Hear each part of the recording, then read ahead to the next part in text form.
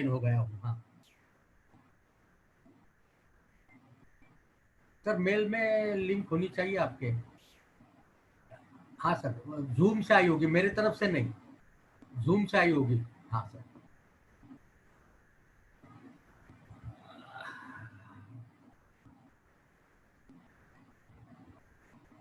हो गया join.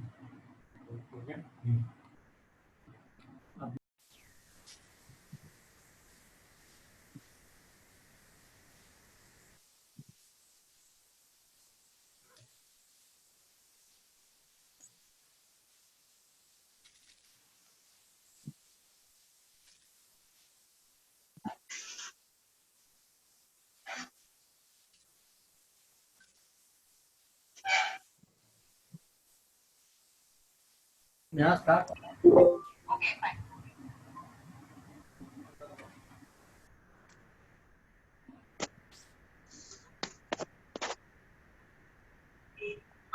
Can you hear me? Hello? Yes. Yes, Dr. Satyajeeth, can you hear me? Yeah. Okay.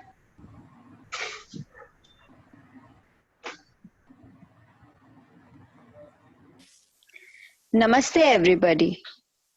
Good morning to some and good afternoon to the rest.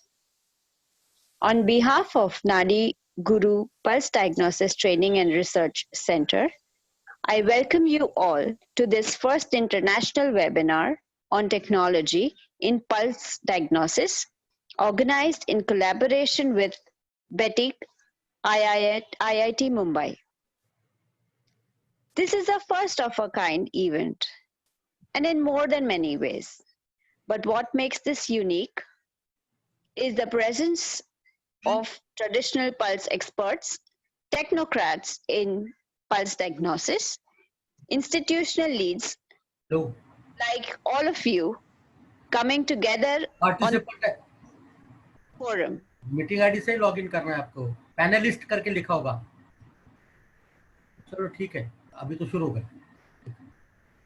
Hello. Thank you. Thank you, and a warm welcome to you all once again. Without further delay, may I please invite Dr. Sudha Sharma to mark the beginning of this webinar with the customary Dhanvantri Stavan. Over to you, Dr. Sharma.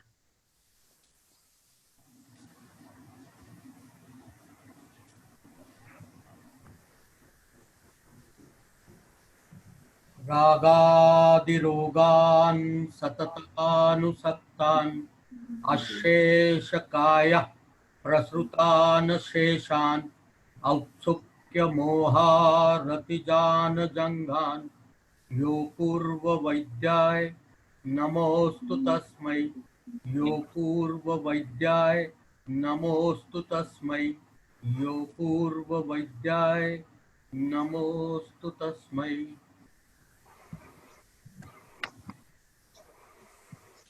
Honorable Secretary Ayush, Dr. Rajesh Kotecha ji, and the stars from the galaxy of Ayurveda, pulse diagnosis, and the technocrats developing technologies for the same purpose. Very warm welcome and good evening to some, and good morning to some, and good afternoon to some. All the panelists and the delegates who are listening. At the onset, let me share with you the thought behind this webinar. I am a teacher of Ayurvedic pulse diagnosis for last 27 years and a researcher on the subject for more than that. Since 2015, I have been associated with Biomedical Engineering Technology Innovation Center of IIT Mumbai for the development of technology for pulse analysis. Since then, there was a thought ringing in my mind to bring all the technocrats and Ayurveda Nadi experts on a common platform where they can share their technology and understand aspirations and expectations from all those Nadi experts to find a better solution. All of you have done exceptional work in your individual capacity, in your individual fields and geographies. However, if we were to get these practices together and blend it with technology, pulse diagnosis would perhaps find a new meaning and a newer welcomed way of life. The healthcare market is flooded by variety of instruments in various price range and various degrees of accuracy to help the TCM or acupuncture practitioner. However, on the other hand, there is a void felt for having such technology or knowledge for Ayurveda practitioners. Ayurveda had a long tradition to share the knowledge through symposia since its inception, right from the time of Brahma. There are set rules for such healthy discussion that enable widening horizons and understanding and skill sets. It is an ever-evolving science. Every such evolution has been a result of series of knowledge sharing and symposiums. Now, when we are stepping into a new era of Ayurveda, the technological age, influenced by artificial intelligence and machine learning, I view this discussion with technocrats, traditional experts, researchers, academics today rather as a milestone having a potential to make mark it in history and more so in shaping up the future of Ayurveda. The world is changing at a pace like never before. And all this courtesy, the diagnostic faculties of modern medicine that are getting dominated by AI based gadgets and machine learning programs. Be it this webinar today that would have been unthinkable 3 months ago, or something like having our smartphones getting converted into medical gadgets like bands, watches, etc. All cues lead us to an inevitable marriage of technology with tradition, as quoted by Mr. Vijay Mukhi, the pioneer of technology in India in 2019, last year. AI has already captured 35 to 40% of modern medical activities, and it is estimated by 2035 almost 80 to 90% of these activities will be done by robots controlled by AI. Google's recent announcement of its AI-based diagnostic ambition is an evidence of this becoming a reality in near foreseeable future. With this outlook, Ayurveda cannot remain isolated or oblivious of such revolutionary change. Yes, Ayurveda has already started seeing the influx of AI-based machines, but it is probably just a scratch on the surface. And it is hence an opportune time for us to gather today for this webinar on technology in pulse diagnosis as a step forward in this direction. Without taking any more time,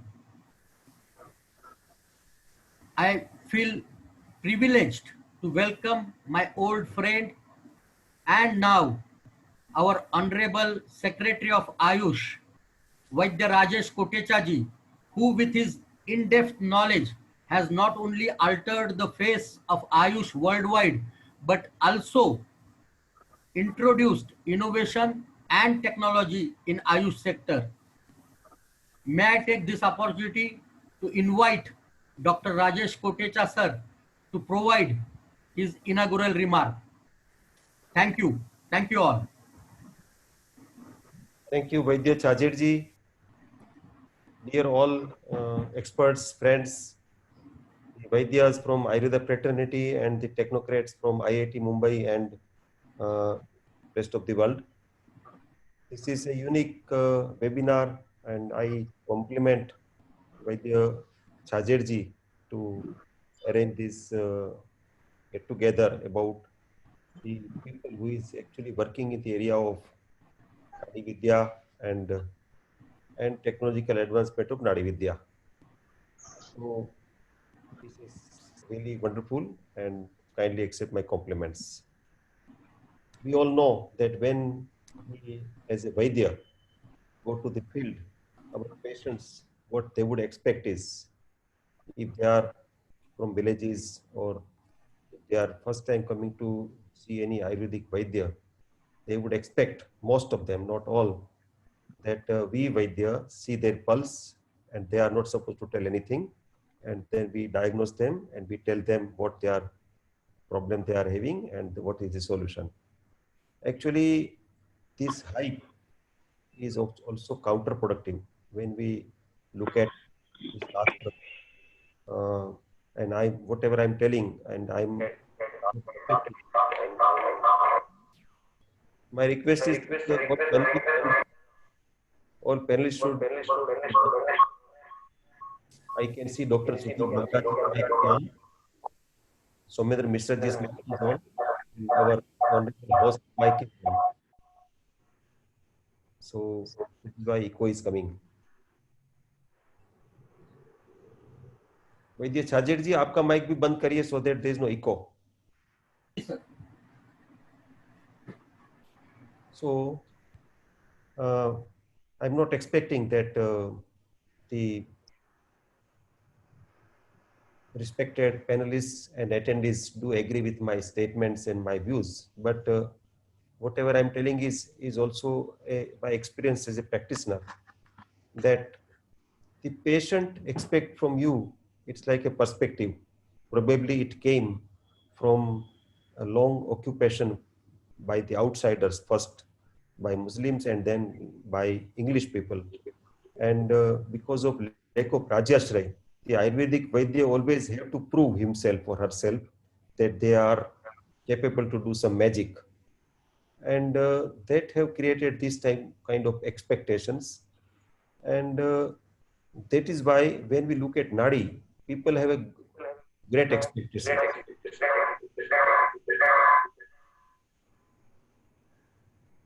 So you can see that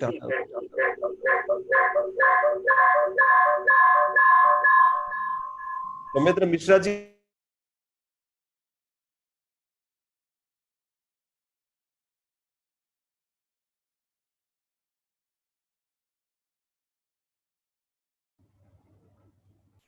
So now it is good that host has, host did mute all everybody's mic, so no problem. So I want to again connect from where it was left. I wanted to convey that this perception about expectation from Ayurvedic Vaidya, it was counterproductive because not all Vaidya are Nadi Vaidya, and people who is uh, terming them as a Vaidya and doing a honest Ayurvedic practice, they have to face a lot of problem. We all know that Nadi diagnosis is not the only tool of diagnosis in Ayurveda. It is mentioned as a one of the diagnostic tool among 8 parameters in Bhava Prakash by Bhava Mishra. So it is like in 17th or 18th century. Before that, Nadi was never, in original Shastra, was never as a main diagnostic tool. But from other perspective, when we see that for all sciences, which is dynamic in nature and having evolution all the time, this is an evolution in the science. If we consider that as an evolution, then it opens the scope, further scope of the development. So when I look at Nadi, I always look at this perspective. Though it is not the only diagnostic tool for the diagnosis of a patient, but it has a great potential. And it came as an evolution of the science. Like we all know that in Charak Samhita, there is no separate mention of Amavata. But in later Grantha, we can see the Amavata. Like 5 types of Vata, Pitta and Kapha was not mentioned in original text, but it evolved over the period of time. So those kind of dynamism in science keeps a science alive and keeps science moving, and new developments always happen. So when we look at the potential of Nadi and instrumentation or technological development, Nadi Pariksha, we have to look at the possibilities of this perspective, and there is an end number of possibility. And I want to compliment lot of people who is here. I am in panel also. I can see stalwarts. They did a lot of work in the area of Nadi, and this is a unique opportunity for the people to share their views and go further, because I can see that the Nadi Tarangini people is here, the Veda Pulse people is here, and the other also areas where the technological development are already there. So everybody is on the same platform and eager to discuss about their innovations and then their views and their hypotheses. And so this is a unique opportunity. Nadi Guruji, Sanjay Sajarji, I really want to compliment you for this opportunity. One last thing, I know I have very limited time, but I want to cover this. Last thing is about Take your own time. You know from the beginning that I am very disciplined. Self-discipline is the key. So AYURTech initiative of Ministry of Ayush that I want to mention. That Ministry of Ayush has recently, last year, have started a vertical of AYURTech. Under the AYURTech, we as a government want to facilitate and nurture and support the ideas of technological development in the area of instrumentation or technological development of Ayush. So one of the area is Nadi Vidya, another area is Ksara Sutra. CCRS has, with the help of IIT Delhi, they have developed wonderful Ksara Sutra instrumentation where Ksara Sutra can be manufactured and processed in a very scientific manner, in a very robust manner. The same way we have also started a vertical of Ayush grid. So when mentioned about technology, technology is not only about hardware. Technology is everything, like Internet of the Things, or Sanjay ji was mentioning about artificial intelligence. So we have started this initiative of Ayush grid, where the idea of Government of India is to do everything, create everything related to Ayurveda or Ayush IT enabled. So it's like creating IT backbone for everything of Ayush.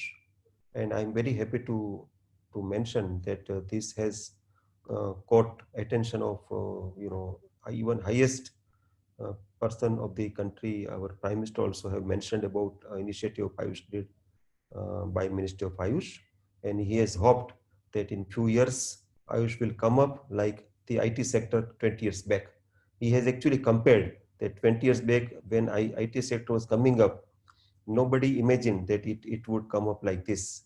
So same way Ayurveda and Ayush ministry is doing, and now Ayurveda is coming up, and the future is like IT.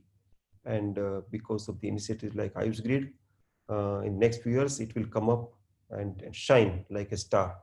And he said that it will not take 20 years, it will take only 5 years, because now we are in a fast pace era of development.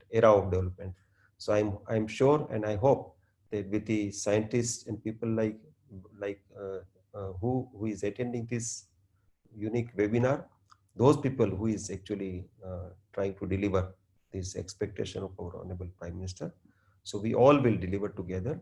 Assure that if there is any help required from Government of India, from regulatory perspective, any kind of support perspective, any kind of networking perspective, we are there to help you. And it is not obligation, it is our duty, and we will be happy to be there. Thank you so much. Namaskaram to all. Namaskar. Namaskar. Thank you very much, Rajesh sir. It was very enlightening, and we all understand that under your leadership, Ayush department has been definitely been supporting IT sector and technology in all Ayush factors. I do appreciate what you said, that Nadi Pariksha is one of the 8 sthanas to be examined and has a limited scope. Instead of the myths which are there in the society, if we promote a proper classical Ayurvedic pulse diagnosis, which is acceptable and possible to do by everybody, it will be a definitely useful tool for everybody. And I'm sure with the advent of technology, it will be very, very much possible. We have today with us none other than Dr. Tejaswini Bhale from Atre Innovation, who is who have developed an technology called Nadi Tarangini. I just request her to take us ahead and inform us about the technology part of Nadi Tarangini. Namaste, sir. Namaste to all of you. Namaste, Kotecha, sir. Rajesh Vd here from Pune.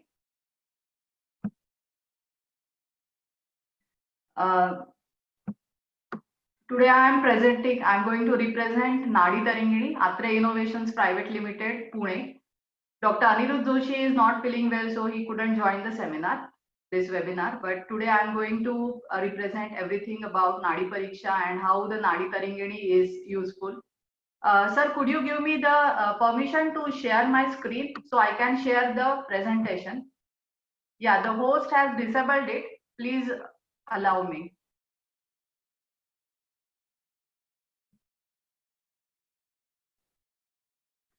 So your mic is mute. Please unmute. Yeah, I couldn't hear you. I already done it. Everybody can share. Please share. Yes, sir. Thank you. Thank you. Thank you. Yes, sir. Could you see my slides?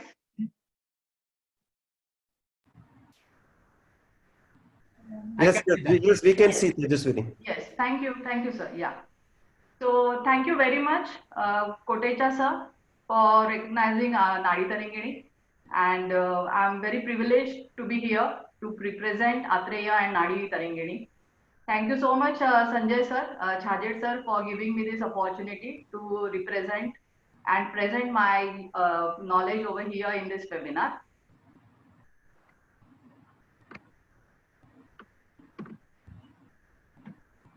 Okay.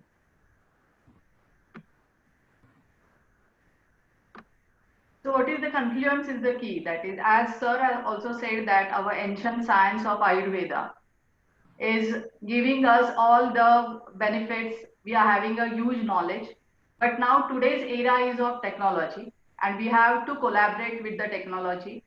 As our respected Prime Minister Modi ji also said, that we have to come up. We are having talent, we are having our science, and we have to show it in today's language. So here is the technology comes, and the very good example is the Nadi Tarangini. Nadi Tarangini is a pulse diagnostics tool. Here I am showing you the two images. One is showing how we do the traditional way of Nadi Pariksha. Manually, we are examining a patient at the wrist joint with 3 fingers at Vata Pitta Kapha location. And now we are mimicking the same one with our Nadi Tarangini device, and which is giving you a very efficient, very reliable results, and we are giving the report card also. Now here I will say that today more than 480 doctors are using Nadi Tarangini. I will say the Vaidyas, the wellness practitioners all over the globe. More than 11 countries, the Nadi Tarangini is getting used by them. Today we are having more than 1 lakh of data, Nadi data available on Atreya's cloud server. As sir said that now Ayush is also recognized her, and we have received the Silver Award for Excellence in IT by Ministry of Ayush. So these are the components of Nadi Tarangini, how it looks. We are having a patient unit. One is the doctor's unit with 3 pressure sensors, and one is the cloud storage and the machine learning app, which is the Nadi Tarangini app, which you can connect to any mobile or laptop and can view the Nadi graphs. This is the Nadi report, which I can say that is more scientific, it is accurate, and it is customized. We have launched Nadi Tarangini in December 2016. At that time, we had 25,000 subjects. The data was available, and today it is more than 1 lakh of Nadi data available on our server. So we in Nadi Tarangini give you the precise Nadi patterns, which is very accurate, and we are giving the baseline or reference ranges for that too. That is, I will explain further. How this is the Nadi Tarangini unit. One is the patient's unit, and for the standardization purpose, We are having this unit because all the 1 lakh data is gathered with the same position. So for the standardization, for the research purpose, it is very useful for us. Now, as we know that how we get the Nadi knowledge, we are having the Guru Shishya Parampara. We got this knowledge from our gurus, from our text. We are doing its abhyasa. With lots of concentration and meditation, we are enhancing our skills. And the very important is the experience. So how much of your patients you examine, how much times you touch the patient's Nadi and feel it, that will give you more and more knowledge about Nadi Pariksha. These are the graphs which we can gather from Nadi Tarangini.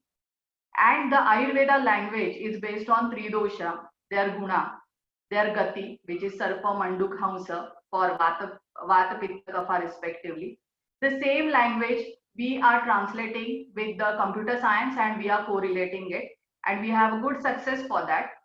In computer science language, we called it as the time domain, frequency domain, Akruti and 3D. So for that, we use the different things like for time domain, it is depth and intensity, amplitude and force. For frequency domain, it is the speed, frequency and rhythm. For Akruti, length, type, quantity and the texture. And for the 3D images, it is the width and the volume, as we can say the Sthulata or Guruta of the Nadi. This is the Nadi, how we can see it is in a PT-VD pattern, that is percussion subwave, tidal, valley and dichrotic notch. The ECG is having in PQRST pattern, and for Nadi we are using the PT-VD pattern. I will give you some examples from the graphs, like how this Nadi changes or how we can visualize it. Sometimes the T is missing, sometimes the dichrotic values are twice. So such variations we can find out through this, as these sensors are very nice and that they can capture that much of Nadi. And here the inference from Nadi is like when, as we know that the Nadi changes with our food habits, our mental condition. So when the person is happy, then the pulse is steady. When it is worried, the pulse is weak. If it is anger or excitement, it is fast. So that way the Nadi changing and we could capture it through Nadi Tarangini. So Nadi can move in a slow way with a low volume, or it is inconsistent or heavy. These are some patterns, these are gunas we are capturing from Nadi Pariksha. Now this is a very important and very useful for the people who want to learn the Nadi. How we can use it? Means we are having guru, we are getting knowledge from them.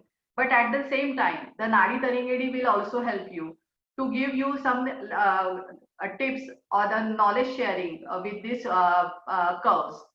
So think about the movement of the snake, and the same visualization you can do as a Sarpagati in the Nadi Tarangini graphs. Same way it is for Pitta, the Manduk, and for Kapha is the Hamsagati. Now I will share you, as I am a clinician, I am a physician. I am associated with Atreya for last 4 years as a consultant and Nadi expertise. We did many research papers, we published them. We did the clinical studies also. So this is the Agni parameter we tried to put. This is from all over. This is the observational study, and we have published it in JHM in the year 2018. So whatever the data we had at that time, we had the data of 85,000 of Nadi. So we plotted it, and we could find that we know our Ayurveda is given the year is bifurcated into Uttara as per Uttarayan and Dakshinan, and there are the 6 Rutus, and as per that the Agni changes.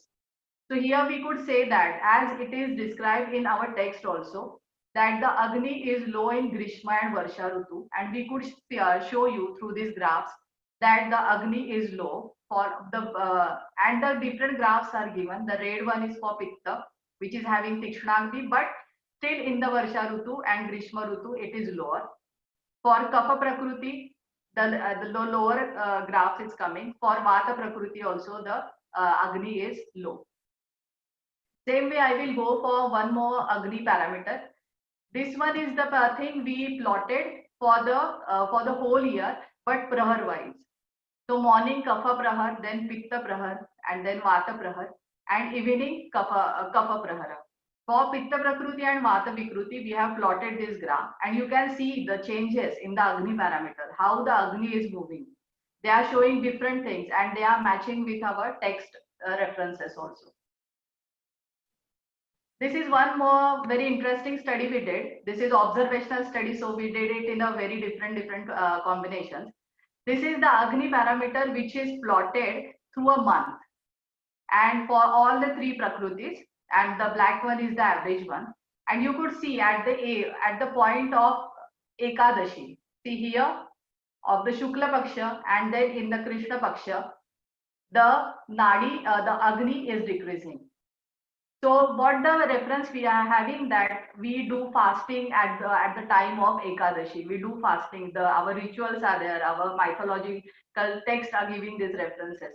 Because the Agni is low, our ancients are also saying that have the Laghu Ahara. So we can say from this graph also we can prove it that Agni lowers at the time of Ekadashi. Now the next study we did is for the Bala. We know the Rugna Bala. We know the Dosha Bala, Dhatu Bala. So this study we did with the 40 engineering students. We asked them to do Surya Namaskar for 15 days, then 15 days gap, and again resume for next 15 days. We recorded the Nadi for all the three sections, and the Bala parameter was observed. For the first the first 15 days, the Nadi parameter showing the increase in the Bala. When there was a gap, there was decrease in Bala section, and again in the third section, Bala increased. So this study preliminary indicates that how Surya Namaskar, they are improving our Nadi Bala and our immunity. Today is the International Yoga Day. So I am very happy to share this study that with Surya Namaskar, with our yoga, we can build our immunity. This is one clinical study we did in my clinic only for Virechana. We followed all the references, which is the traditional way of giving Virechana, that we gave the Pachana, then Snehapan, then Virechan, and then Samsarjan Krama. And you can see the Tikshna Guna of Pitta, okay, which is more in the beginning. After giving Virechana, it decreases. And it is given for the 4 different patients, how it is showing the levels. The Pitta was 90, which came to 10, 0, and again in Samsarjan Kram, when the Shuddhi happens, the Pitta is now to normal.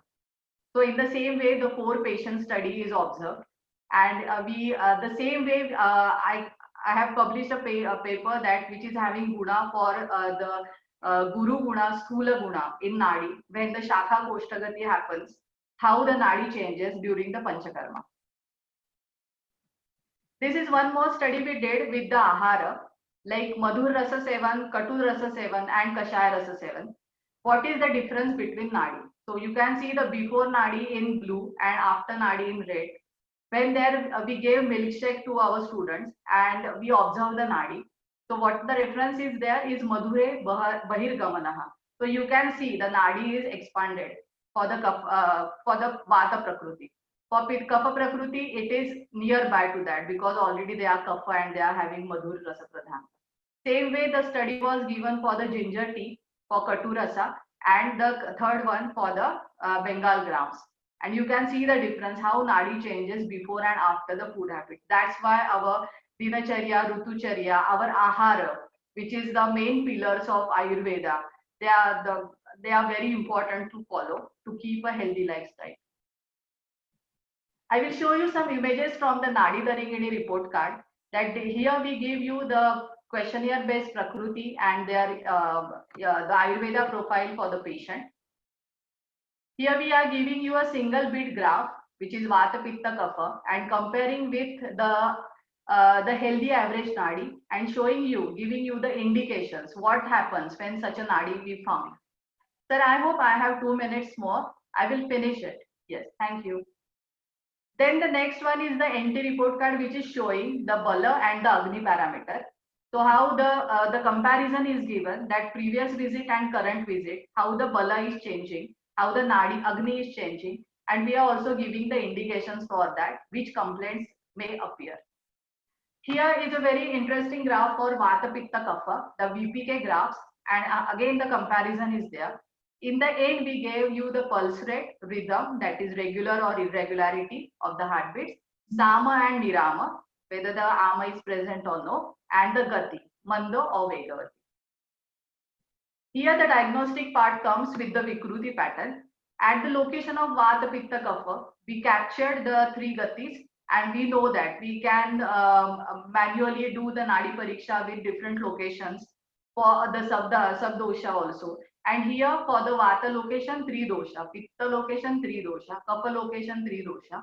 We can say you the percentage also, and from that we can give you a Vikruti, the Nadi based Vikruti, which is given in the down which dosha is vitiated. Here we are giving you the guna, that is the Guru or Laghu, Sthula, Sukshma, Tikshna, Manda, and we are giving you the numbers also, so very easy to understand. This is the key of Nadi Tarangini. As we know that the physical health is important, but equally the mental health is also important. Through Nadi, we can capture the mental state also. So in Nadi Tarangini, we also could find out the thoughts and emotions and the prone to stress parameter, and which is a brief indicator for the stress and mental health. So we can counsel our patient very well through these 2 parameters also. From Nadi, now which is the next part comes is the Chikitsa. So for that we give Ahar and Vihar. Nadi Tarangini also giving you the diet recommendations based on current report, that is current Vikruti. Lifestyle recommendations which include yoga, fitness, and recipes we have included for 15 plus, more than 15 states in India. We have giving the recipes based on Vata Pitta Kapha. Dinacharya is given, Rutucharya, which is the key for healthy lifestyle. And the final notes also Vaidya can give. So benefits for the doctor is very well that we get a very good patient confidence. We can show the report card to the patient. We can show the graphs. Patient is also very amazed to see the graphs, that how Nadi looks. We can interpret it. We can counsel them very well. We can compare the patient's reports also. We can do the case study, different case studies. For our Nidana, one disease we can see from different dimensions. So we can compare the Nadi reports also. We can arrange the patient's camps. The research is a very important aspect that Nadi can give you, and we can present, publish our papers, clinical studies. And for the patient point of view, for the doctor's point of view, the progress tracking, which is possible through Nadi Pariksha and the Nadi Tarangini report card. So this is my presentation. Thank you very much for this time, and I again thank for this opportunity. Dhanyavad. Thank you, Dr. Bhale, for a wonderful output about Nadi Tarangini. I have been using Nadi Tarangini for last more than 3.5 years. Yes, And sir. definitely what you said, the patient happiness is always very visible. Yes. But I would have been really more happy if you have put some more light on the technology part of Nadi Tarangini than the patient utility, because here we are about to discuss about technology of the pulse diagnosis. But of course, you have shared lot of it, whatsoever was possible. Thank you very much for that. Yes, Nadi sir. Tarangini is not only for the showing it to patient, it is Yes. equally useful in the clinical studies too. And we have one such postgraduate student who used it for his thesis Okay. in NIA, Jaipur. May I request Dr. Shailendra Singh to provide us and enlighten us by the information about देखो the use yoga of mat Nadi and Tarangini. clothing, water bottle, too long plastic, stone plastic from How tarpaulin, a very long plastic. it happened. In fact, a good internet edited. Dr. Shailendra Singh, please. Yes, sir. Namaste, sir. Namaskar. May I share the slide? Hello?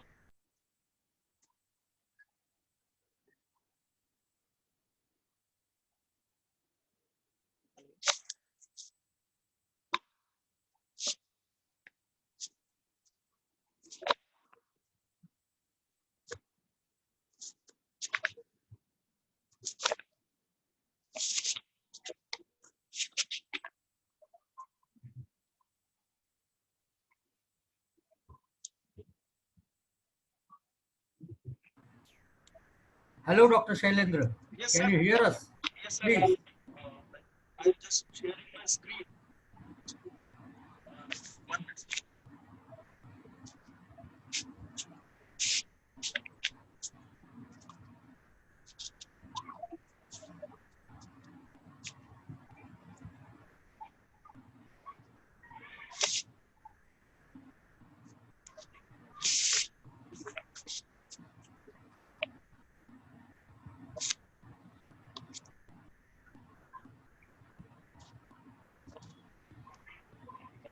Is it visible, sir?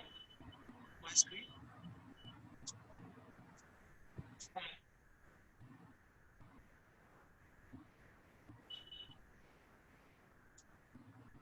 Hello. Sir, my screen is visible. Screen is visible. Please speak. Yes. Good evening to respected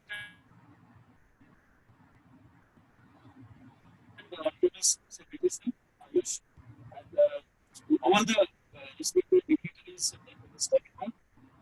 Myself, Dr. Shalim Singh, went through the presentation on the importance of Nadi therapy, Nadi Pariksha, Nadi Pariksha, Nadi Pariksha through Nadi, what is it?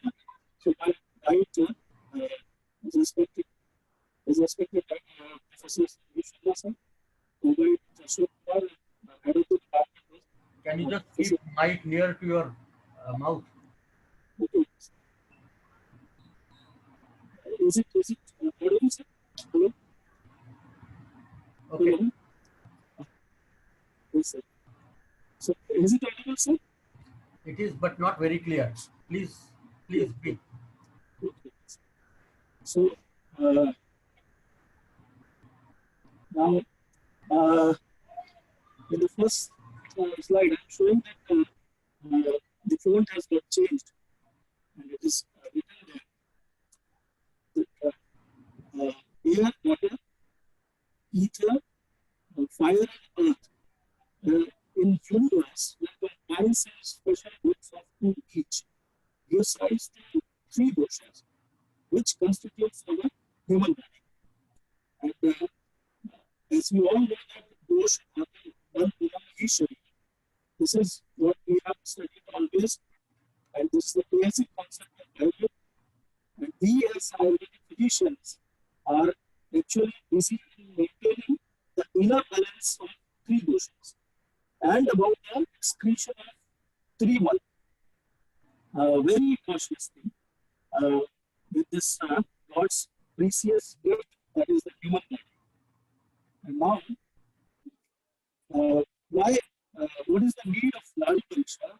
So, in this I have a few important points that Nadi Pariksha is to analyze and estimate the quantity of three dosh in body.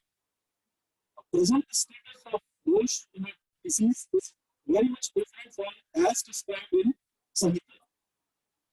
Correlation of patient status of dosh with signs and symptoms we can do through Nadi Pariksha.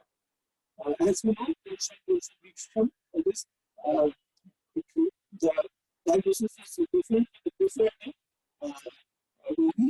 and disease diagnosis on the basis of clinical assessment of those predominance. So, clinical assessment of those predominance helps a clear-cut Ayurvedic treatment plan. When the Ayurvedic treatment plan is firstly Sanchodhana and then Shashmana, but in acute conditions like surgical pathologies or surgery, this disease or disorder, we can reverse this treatment plan. And, so, the scope of Nadi Pariksha is it uses completely all the basic subjects described in Ayurveda. All spheres of medical science other than Ayurveda does not remain untouched from Nadi Pariksha if we dive into it. And because it gives a cause-effect relationship, Karya Karan, Nidan, Vyadhi relationship, which is finally diagnosed with the help of Nadi Pariksha. And therefore, treatment becomes very unique and specific. And whether the treatment is of body or mind, it becomes very clear in Nadi Pariksha. Now, Sharir Rachana, as we know, that upper part is predominant with the upper, middle part with Piti, Sharir Kriya shows that doshas have five different types, which is according to Kal. We all know the 5 types of Vata, Pitta, and Kapha. These are according to Karma.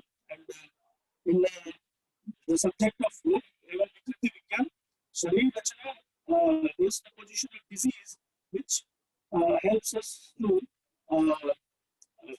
diagnose the signs, and the Sharir Kriya gives different types of dosh, which gives us the symptoms of disease.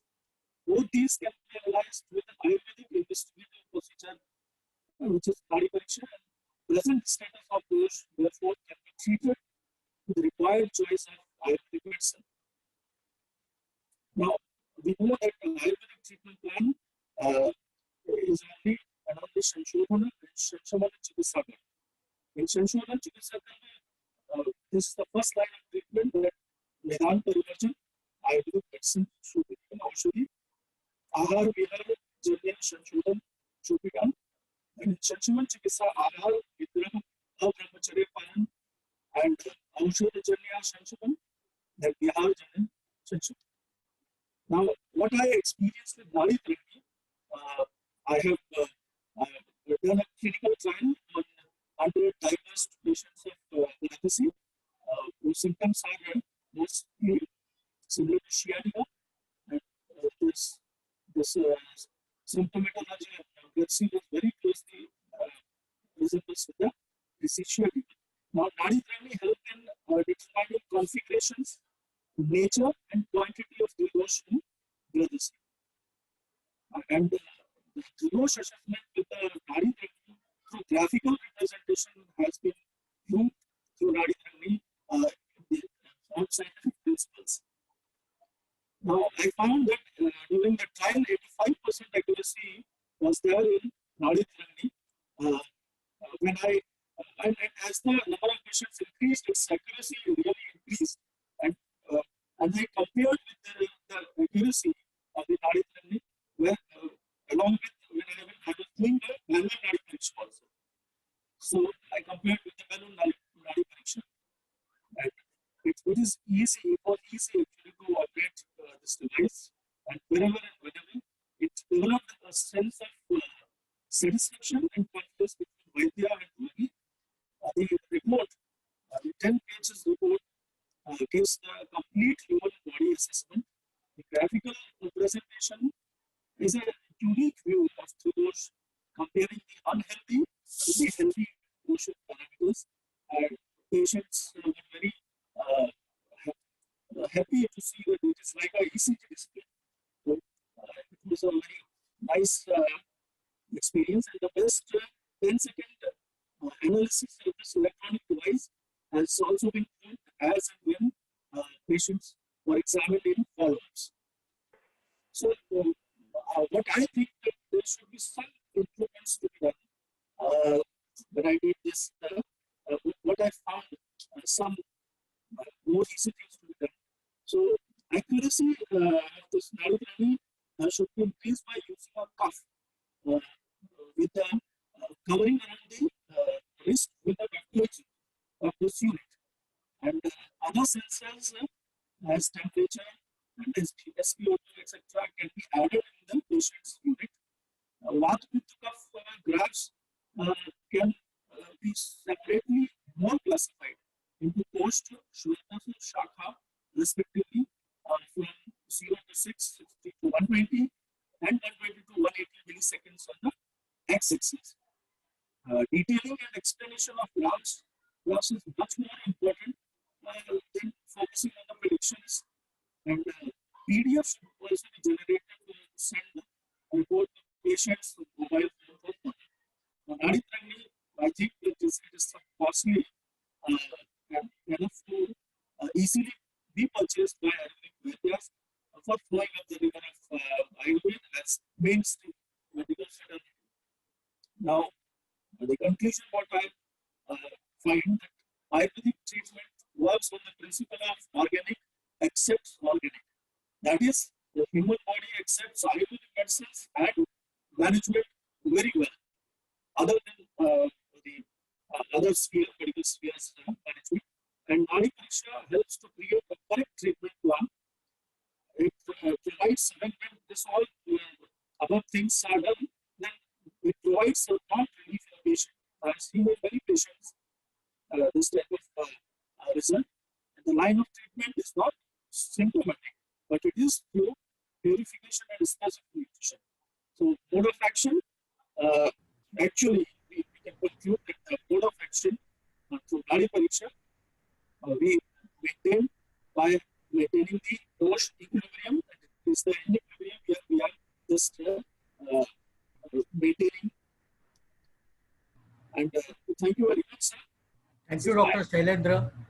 Though your voice was not very clear, but definitely from your slide, we could make something of the studies what you have done, and I'm sure that will help all of us to understand actual utility of Nadi Tarangini in understanding the doshic pattern of the patient and planning the treatment. May I request Dr. Satyajeeth Kodol, the India partner of Veda Pulse and a practitioner from Udupi working in Panchakarma department, to present his studies about Veda Pulse and understanding technology in Veda Pulse. Please, Satyajeeth Kadkol. Thank you. Hello and namaste. Hope you all can hear me. Yeah. I would like to start my talk by thanking the organizer, Dr. Satyajeeth, for such a wonderful initiative. So today I'll be talking about the underlying technology and its usage and my experience as a clinician with Veda Pulse from 2016. So before I start, I would like to tell something. There is a music between metronome. We have been studying and understanding the heart rate as just tuck beats. So I will take through a just small 30 seconds social experiment. Now I'll play a metronome, which will be at a 75 beats per minute. So you all should try this. Just sync your clap with that and maintain the rhythm, and I will add a music in between that. Please follow.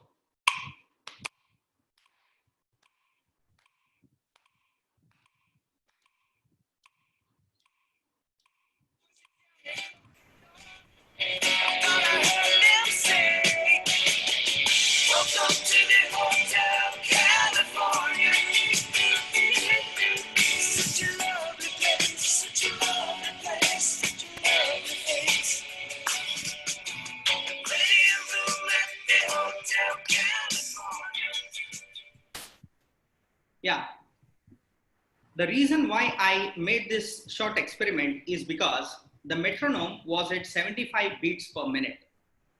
When we all were in sync with that metronome beat at 75 beats per minute, when I included the music in between that, which is also played at 75 beats per minute, I had purposely done a 0.3 second lag when it was getting synced up with the metronome.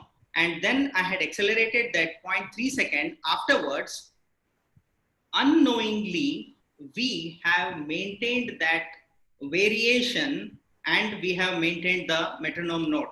This is what I would like to introduce, the heart rate variability in a very simple way to all. So we all know whenever we talk about the heart rate, we will just tell the numbers, okay? But there is a variation in time between each heartbeat. This is actually controlled by the sympathetic and the parasympathetic nervous system. And this is the fundamental, this is the technology, what the basis we use in Veda Pulse to interpret and to analyze the underlying physiological functions. this is how it looks like. This is a graph which shows the heart rate variability of a 2.5 second heartbeat data. If you see the time interval between, it is not same, it is not constant, it is varying. So it was such a great thing. Our ancestors, our acharyas had found out the physiological functions, assessment of physiological functions, just based on this pulse, what they were sensing.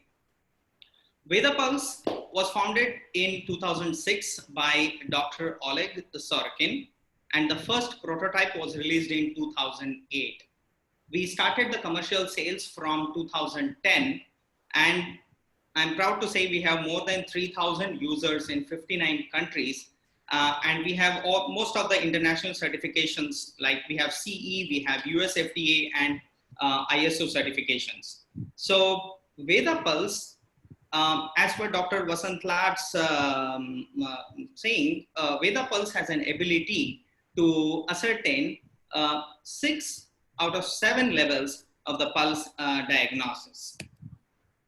So I'd like to talk a little bit about the underlying principles of the Veda Pulse machine. So as I mentioned, the basis of this is heart rate variability. I want to say this, Veda Pulse machine, what we have is nothing but sort of a single channel ECG machine, which is developed on the robust algorithms, which will interpret this heart rate variability into different pulse waves. I'm sorry, somebody shared the screen. Just a moment. Dr. Basavraj. Okay, fine. So hope you all can see this. Yeah. So these various complex mathematical algorithms, what we have, which we receive from the electrodes and we interpret into the pulse wave, we call this, we plot it on a graph and we call it as a cardio intervalogram. This wave pattern, what we have versus the time interval, using this, our technology can interpret the doshas, the sub-doshas, the dhatu levels, and even the Panchamahabhutas. So most of them had a question that you are not even picking up the pulse, then how you are talking about the doshas and sub-doshas. I want to say this mathematical algorithm is actually interpreting the electrical signals which is picked up by the two electrodes. I do agree upon that the Mula Sthana is the heart, and ECG is one of the very accepted and used instruments and technology. So this is being also designed on the similar principles. So we all know about the cardiac cycle. So if I want to talk about the cardiac cycle, the arterial systole, when it begins, till it completes its cycle ending at the ventricular diastole, there is actually a one complete life cycle happening there, like a one complete cycle. So the time variation between this is completely dependent on the physiological and the pathological happenings within my body. As heart is the seat of Manas, my heart, my Manas knows completely what is happening inside my body. My Prakrita Avastha, my Vikrita Avastha, my distress of the organ system, what the doshas are functioning, how there is a variation at the level of malas in my body, heart can sense everything. Just with this fundamental concept, when we started studying the heart rate variability in comparison versus the doshic functions in the body, and when we started validating the same with the Nadi experts from different parts of the world, and this was a complete blind data. Like we used to test the case on Veda Pulse, and we were getting it done from the Nadi experts. So we started getting 85% accuracy.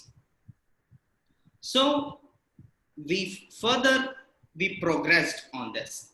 So this basically, the electrodes, the information of what it is picking up, So it is the excitation of the pacemakers and the same, the PQRST wave, what we are taking, the time between 2 hour intervals is the most important topic or the information what we want to study and work on the interpretation of the doshas and subdoshas.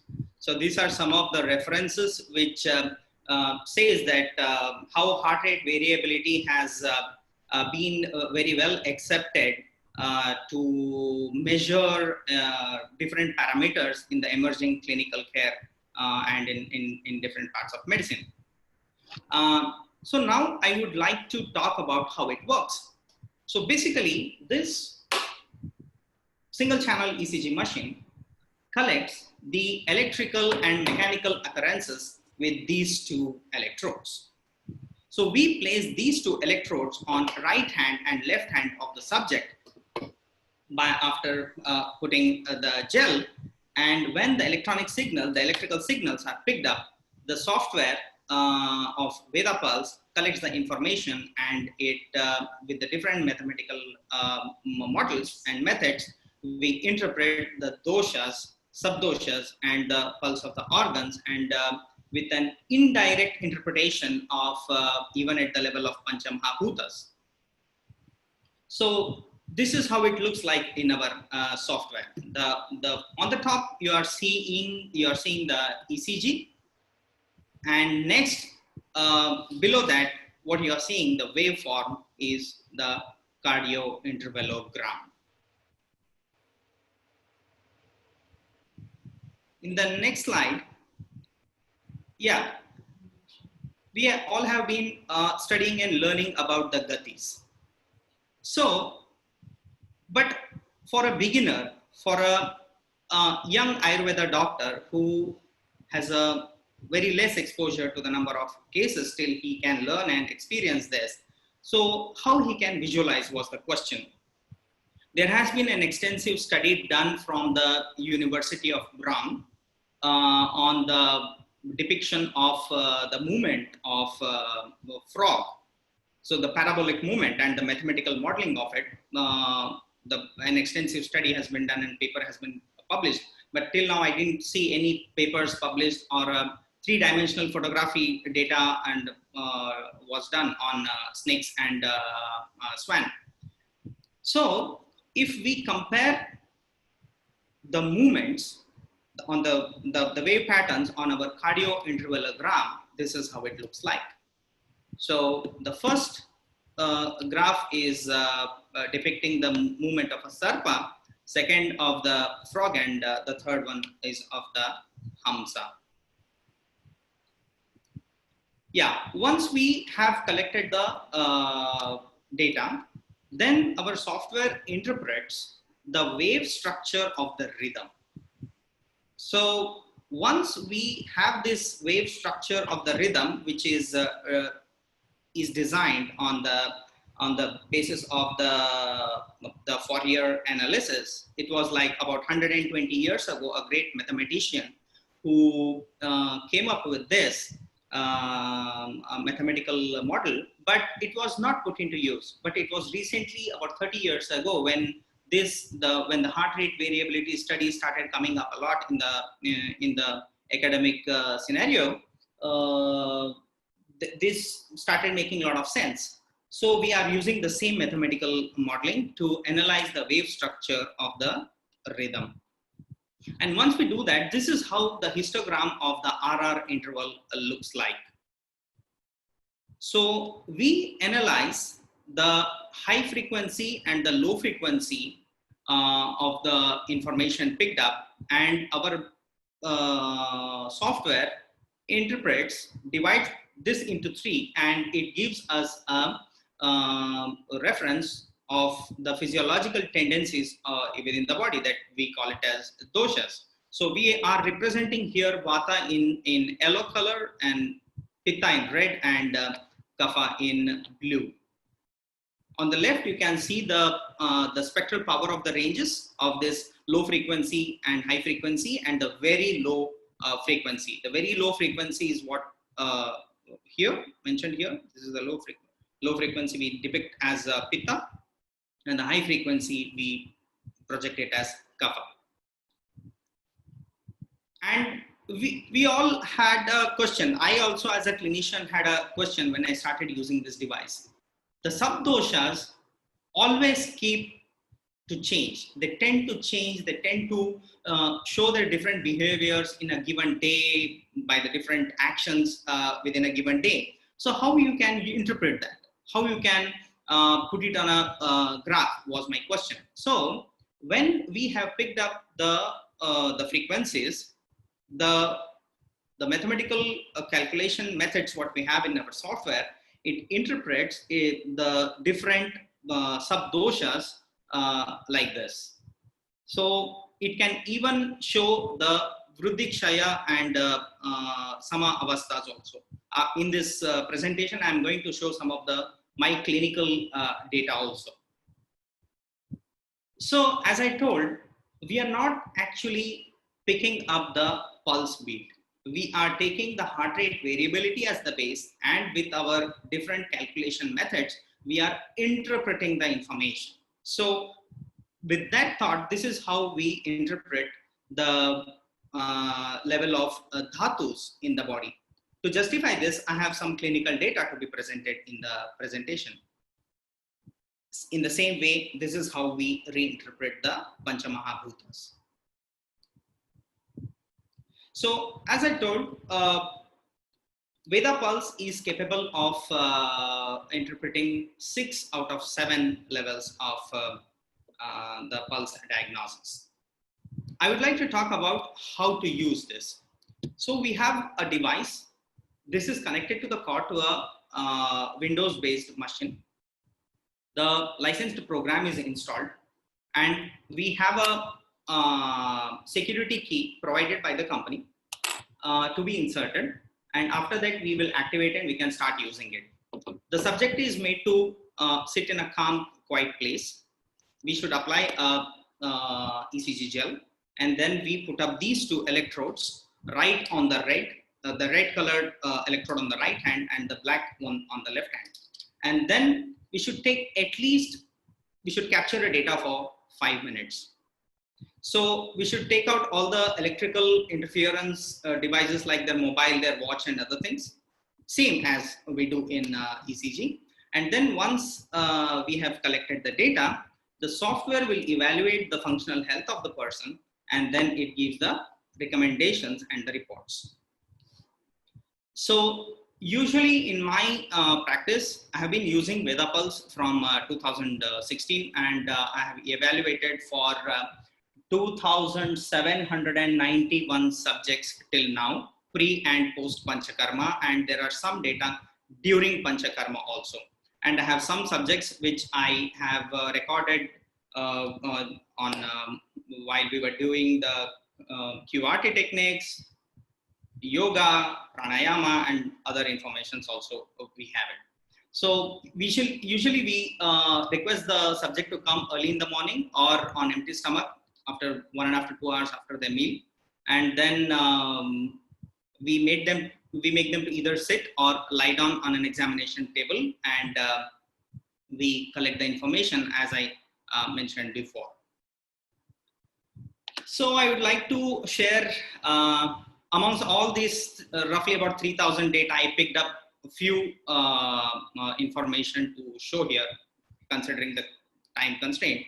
This is one of the case, the patient who had walked to my clinic with a Rasa Kshaya Lakshanas. So for this subject, this is the before treatment information what we picked up, and I subjected the case for Mudhu Virechana, and then we managed their her Mandagni, and I started giving some Rasayana yogas, and after that you can see the change in the Rasa Dhatu. So the Rasakshaya patient had all the typical lakshanas of Shabda Asayushnuta and the dryness of the skin. And in this report, when we clinically correlated the subject, there was an increase in the Rasa Dhatu, and Veda Pulse cross-confirmed this. So the second was one subject of Twak Vikara. So this patient was subjected for Virechana in my hospital. So you can see the first graph mentioning the Pitta at 6.5. Then the second one is immediately on the day of Virechana. After Snehapana, I subjected the Virechana. You can see it has reduced down to 5.5. And after completion of Samsarjana Krama, the Pitta had come down to 2.7. And even you can see the variation at the level of Vata and Kapha also. When you compare from the first graph to the third graph, you can see all of these three have almost come in the green patch, the middle patch. So I can say more or less we were successful in bringing back the doshas to the normalcy. Yeah, this is one data I want to share. The third case, before and after pranayam of 30 minutes session.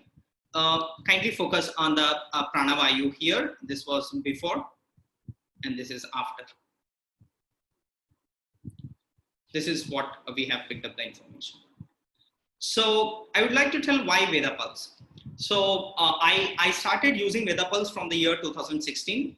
As a young clinician in my Panchakarma hospital, I always had a question from most of my patients, like, you check pulse, you check so many things. Can you just show it on record that are we okay? All the clinical symptoms are fine, but the kind of the stigma what most of our patients have picked up in this recent modern day practice is they ask for some sort of proofs. So always Dr. Oleg keeps telling, the Nadi Vidya of a Vaidya is ultimate. Veda Pulse like devices are not looking forward to replace the Vidya of a doctor and make them dependent, but they are here to assist or help us to pick up those information with the help of a technology which our fingers cannot sense or record or show it as a proof on paper. So this is the reason why I started using Veda Pulse, and I have some comparative data of Veda Pulse with the other market available device also. And the outcome was really very interesting. There were some errors.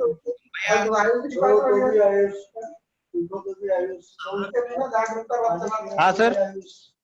Saurabh, can you please mute your mic? Okay, sir. Thank you so much. So as a clinician, I have been successfully using Veda Pulse, and I will continue to use this.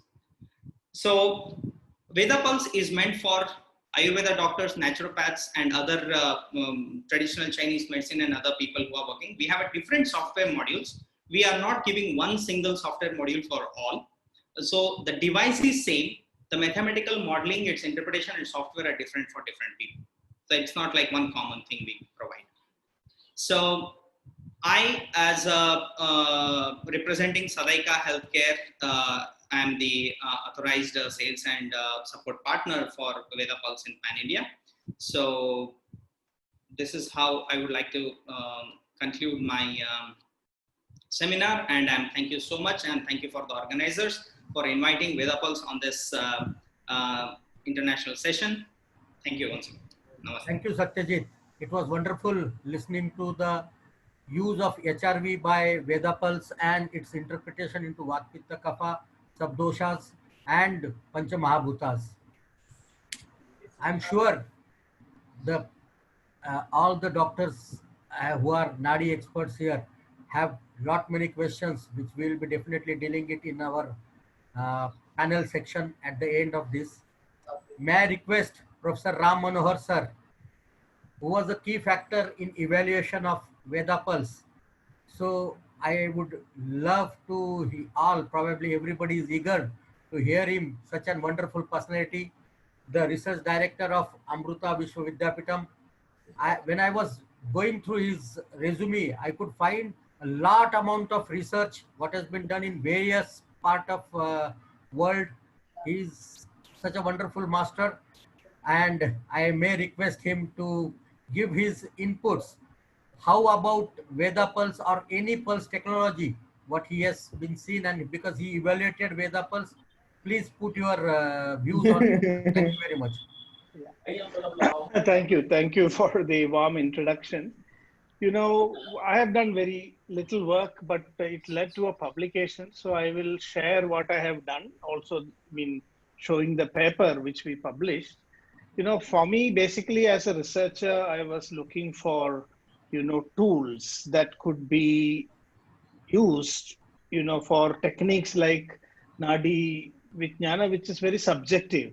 And today it's very difficult to train youngsters, to get expertise in this. So this is what made me interested. And I've also been interacting with some specialists, like at the University of Milan, there is a professor who is specialized in heart rate, variability analysis. So this is the background. And I was wondering whether today, using heart rate variability analysis, we could have an objective way of understanding Nadi Vijnana and how much they will correlate. I must say that I'm looking at it purely from a researcher point of view, and I'm still kind of just learning, so I'm not making any sweeping statements or conclusions, because I have also interacted with old Nadi experts, and I find that it's not easy for a machine to kind of replicate the deep insights, which would also involve intuitive insights that as an individual, an Nadi expert is able to get.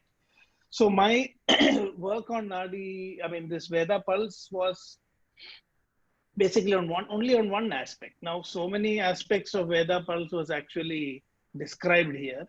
So this is the article. So this is also available. Anybody can read it if you have not looked into it. This was published in the Journal of Ayurveda and Integrative Medicine. What we did was to do a clinical assessment to see how much, the Veda pulse the assessment made by the Veda pulse. And we looked at only dosha imbalance. We wanted to do it step by step. Because, on the one hand, we should have the clinical assessment has to be perfect. Otherwise, there's no point in matching. If your clinical judgment is wrong, there's no point in matching it with a Nadi machine. So in Ayurveda, since diagnosis assessments, there's sort of variability amongst physicians, very difficult to get people to agree. We decided that we will have a clinical assessment of a small set of patients, the gross dosha imbalance only, because we didn't want to go into all the minute details. Again, for the reason is that what we did was we had a group of clinicians making the Ayurvedic clinical assessment. And where there is agreement between the clinicians, those cases we will compare with Veda pulse. I hope you got my point. Because even in the Prakriti analysis, Professor M.S. Veliathan had to do this kind of approach, because many times if you take a patient and the different physicians are judging the Prakriti in different ways. So then we cannot compare it with the machine. We need a consensus, clinical consensus first. So this is what we did. It's a very simple study. We collected a group of patients in whom physicians agreed to the gross dosha imbalance. And then we did the analysis by the Veda pulse. And actually Oleg Sorokin, who developed this instrument, was actually also a participant of the study. He came down to our hospital and we created a blinded environment where he would not know what is the assessment made by the clinicians. And the clinicians would not know what was the assessment made by the Veda pulse. So in this way, we made the assessment and we did a statistical analysis. It's called the kappa coefficient statistic. And there was an agreement of 0.78 in the kappa coefficient statistic between the clinical assessment made by the clinicians and the judgment made by the machine. So I'll just give a little bit more explanation. Some part of this article is basically, things that was already discussed. They're just introducing the Veda pulse instrument and how it works and all that. So here we had about 42 patients in this study, male and female. This is the distribution and age group. And this was the HRV analysis, the Veda pulse analysis of the dosha imbalance. This is Vikriti. What we assessed was the Vikriti. So you can see here, this was a clinical assessment by the clinicians. We cannot say that there was an exact one-to-one match, but a kappa score of 0.78 shows there is substantial agreement. It's not 100% agreement, but at about 80% agreement was there between the clinical assessment and the HRV analysis. So this is a preliminary study that we did. And you can see here, this is the whole statistical table of how we laid out the data to do the kappa analysis. So when you say a statistical kappa statistic score of 0.78, a score of 1 indicates perfect agreement and a score of 0 indicates complete disagreement. So even a score of 0.41 to 0.60 indicates moderate agreement, and 0.61 to 0.80 is substantial agreement. So here we got a score of 0.78, which means that when we can standardize the clinical diagnosis by bringing agreement between clinicians, and then when we compare it to the Veda Pulse instrument, we found that there was substantial agreement.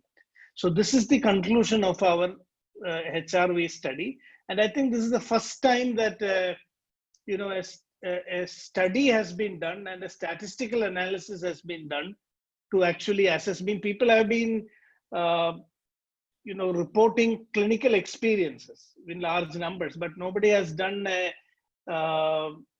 standardized methodological study with statistical analysis to see agreement. So my interest is that we must promote such studies in the future. And this has to be very well designed. I'm basically interested in developing robust designs. Individual case reports, or that will not be sufficient. I mean, we need to use rigorous methodology. And I think this will give a feedback, because I don't believe that these instruments are still very perfect. There is, because what we call as artificial intelligence, machine learning, these are the points I want to highlight today. I mean, I'm not speaking in favor of any particular device or any particular instrument or technique. What I believe is technology has tremendous potential when we use these deep learning, neural networks, machine learning. All these techniques can be used, and this means that we must have a constant interaction between the clinical expert and the person who develops the device. Unless that interface and interaction is there, the machine cannot be improvised. So this is the key thing. And for this, we need really the expert groups the best experts in the field have to come together. And this is the message I want to give, that while we develop these kind of machines and equipments, it's also important to do robust studies and create interactions between clinicians and developers of these instruments, so that the sensitivity and specificity of these machines can be improvised. There should be a learning curve. It's not that you have designed something and it's perfect at the first stage itself. It's perfect. So what we found here was that this algorithm seems to be quite robust, that it was able to match with 0.78 kappa score with the clinical, which is a substantial agreement. But then we need to further develop this, fine tune, and make it more clinically sensitive. And I hope that future studies like that can be planned. So this paper could be downloaded. It's open access, and this is the title of the paper, and I hope people can read this. I would be very much interested to get feedback on this, and also maybe involved in further developments, studies like this of clinical validation, which I think is extremely, extremely important before such devices can be validated and given, a license as a medical grade instrument. Unless validation happens, we cannot really recognize them as medical grade instruments. So I hope such studies and steps will be taken and planned. So thank you very much for this opportunity. I'm not explaining in further detail because that has already been done by my speaker who spoke just before me. He gave a good overview of the Veda Pulse. So I'm just focused on the results of the study and the published paper. Thank you very much. Thank you very much, sir. It was indeed an eye-opener for all the technologists and the Nadi experts who are available here today on the platform as a panelist, and those who are listening to it and probably will listen it in the future on Facebook and other platforms. You are absolutely right, sir. there need to be have an interaction between the Nadi experts who are traditionally trained in understanding the Nadi and the technologist. And probably this webinar, you can take it as the first stepping stone where we have started the idea of interaction of Nadi experts from different parts of the India who are a different methodology of pulse diagnosis, and the different technologists are together. Probably all those 4 technologists who are using Ayurvedic algorithm for diagnosis are present with us, and your words will always guide us. Thank you very much, sir. Thank you very much. May I request Dr. Basavraj, Mr. Basavraj, to present his work on Nadi Swara. Mr. Basavraj is an engineer by qualification, and by passion he is an acupuncturist. But he has had a passion and he learned Nadi Pariksha from a man, and then he developed a machine called Nadi Swara. Let us hear from Basavraj about Nadi Swara in details. Basavraj, please take over. Good evening.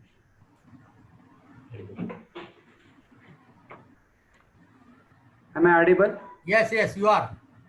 Good evening, all.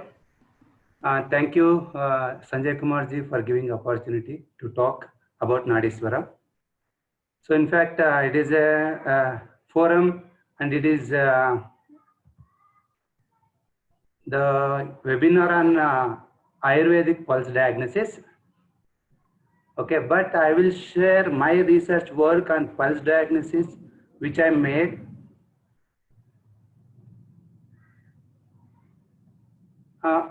The sharing is available.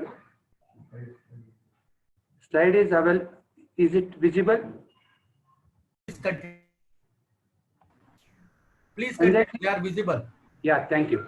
So I will just tell you about all of you learned in your degrees and as well as in your practice about the pulse diagnosis and all. So it is one of the main tools as I observed in my clinical practice and as well as in my research work. So even though we go with iridology and tongue diagnosis and different way of voice and even structure and skin to diagnose the patient, out of which the pulse will give you major information. Why?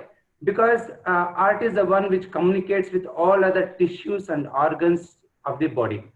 So by understanding the language of art, definitely you can understand the energy circulation in the body, what we call it as prana or chi energy in Ayurveda and TCM. So the liver and heart, which is responsible for circulating the chi energy.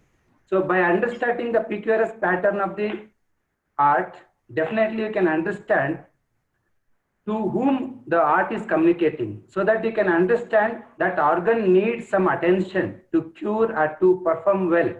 For example, in our research, so we taken many patient pulse immediately after the food. Immediately after the food, so we understood that the energy is flowing maximum to the spleen and stomach.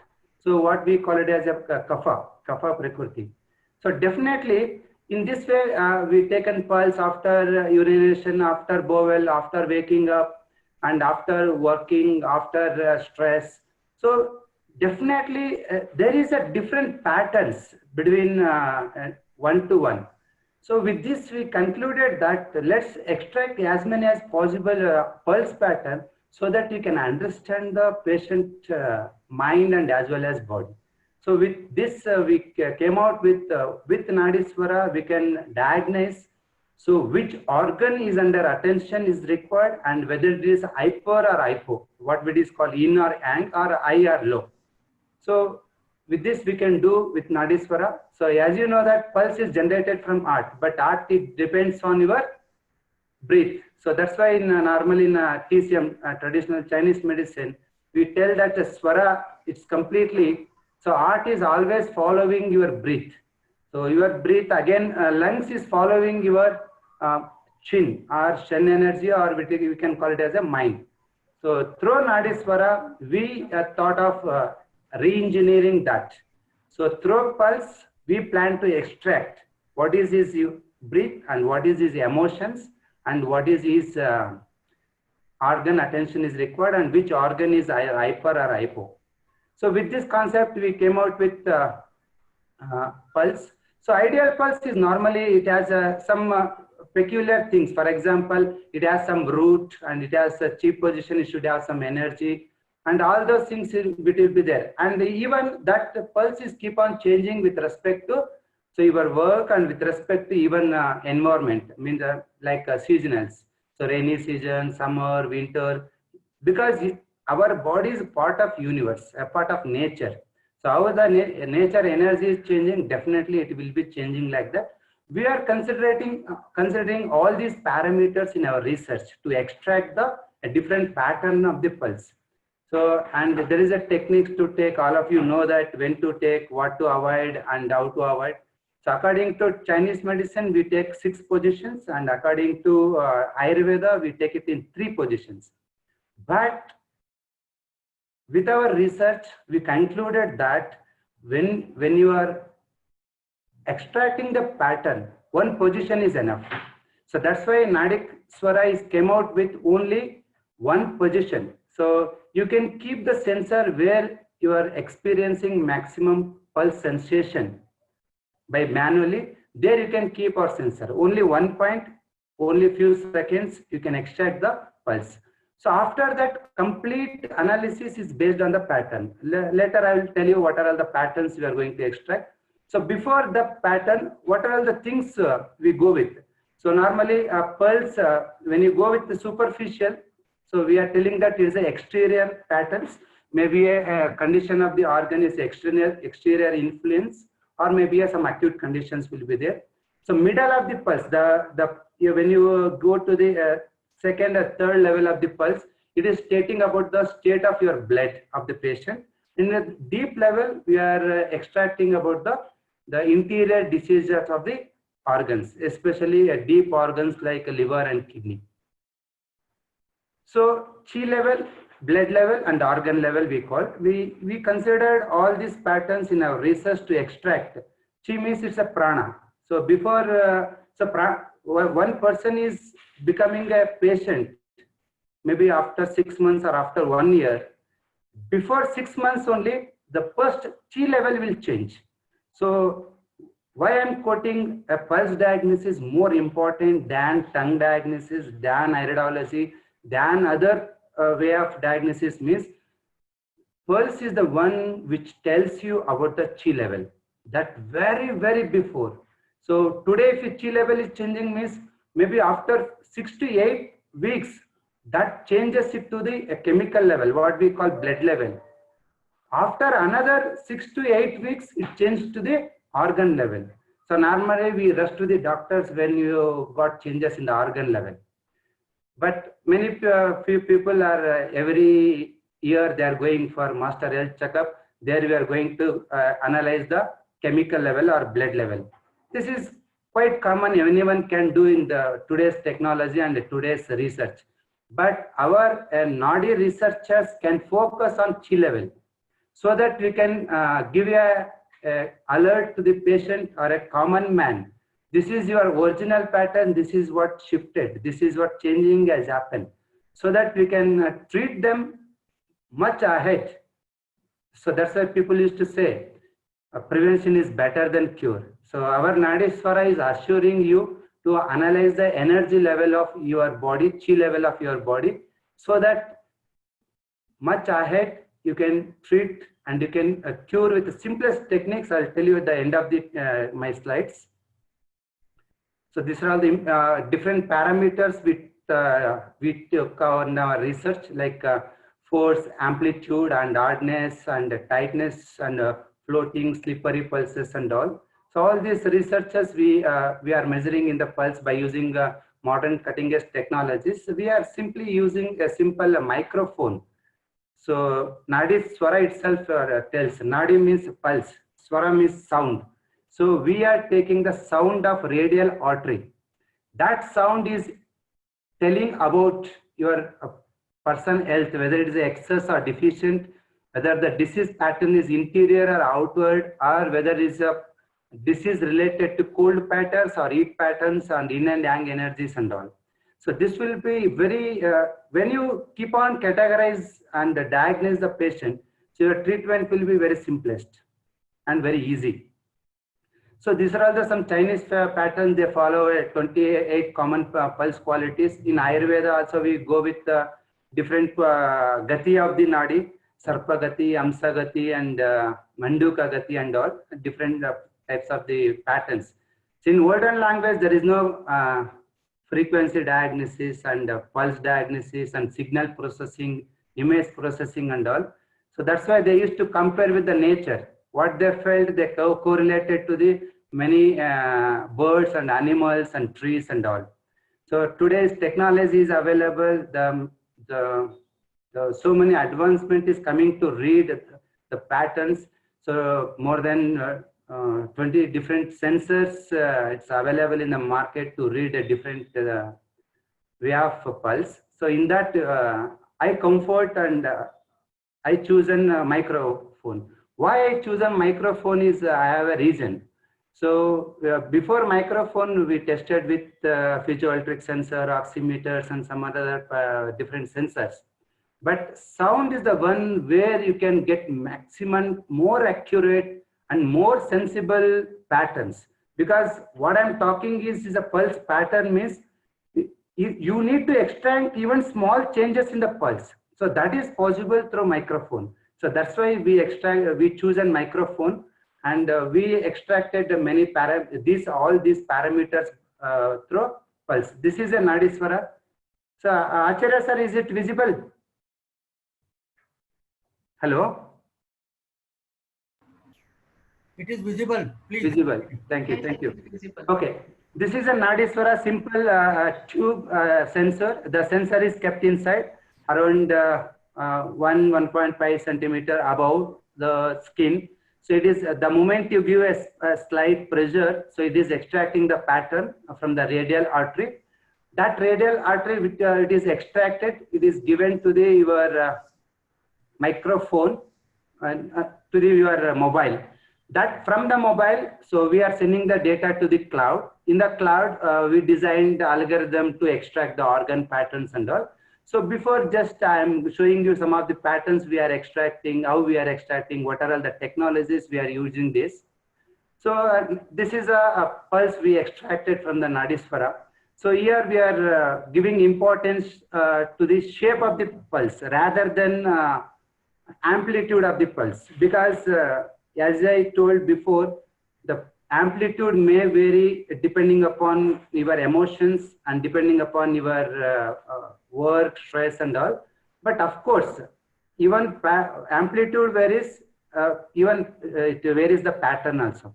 So by using time domain and as well as a frequency domain, we are trying to extracting even smallest small changes in the pulse pattern. After extracting pulses, so these are all the some of the patterns just I'm showing to you. So we try to extract the influence of each and every organ on this pulse, because here, okay, the entire Nadi Swara principle is based on Panchabhutas, because our 80% research we've done on the TCM and around 20% of research we are carrying out in the Ayurveda. So here, we extracting the Panchabhutas, Panchamahabhutas from the pulse. It's completely correlated to the 12 different organs, meridians to the body. From that, we are extracting the information about the mind and body. And look at this. So this is a 5 element varies. We normally get fire, water, air, akash, and earth. So here, the first highest, it is showing you that we are keeping a reference range of 0.15.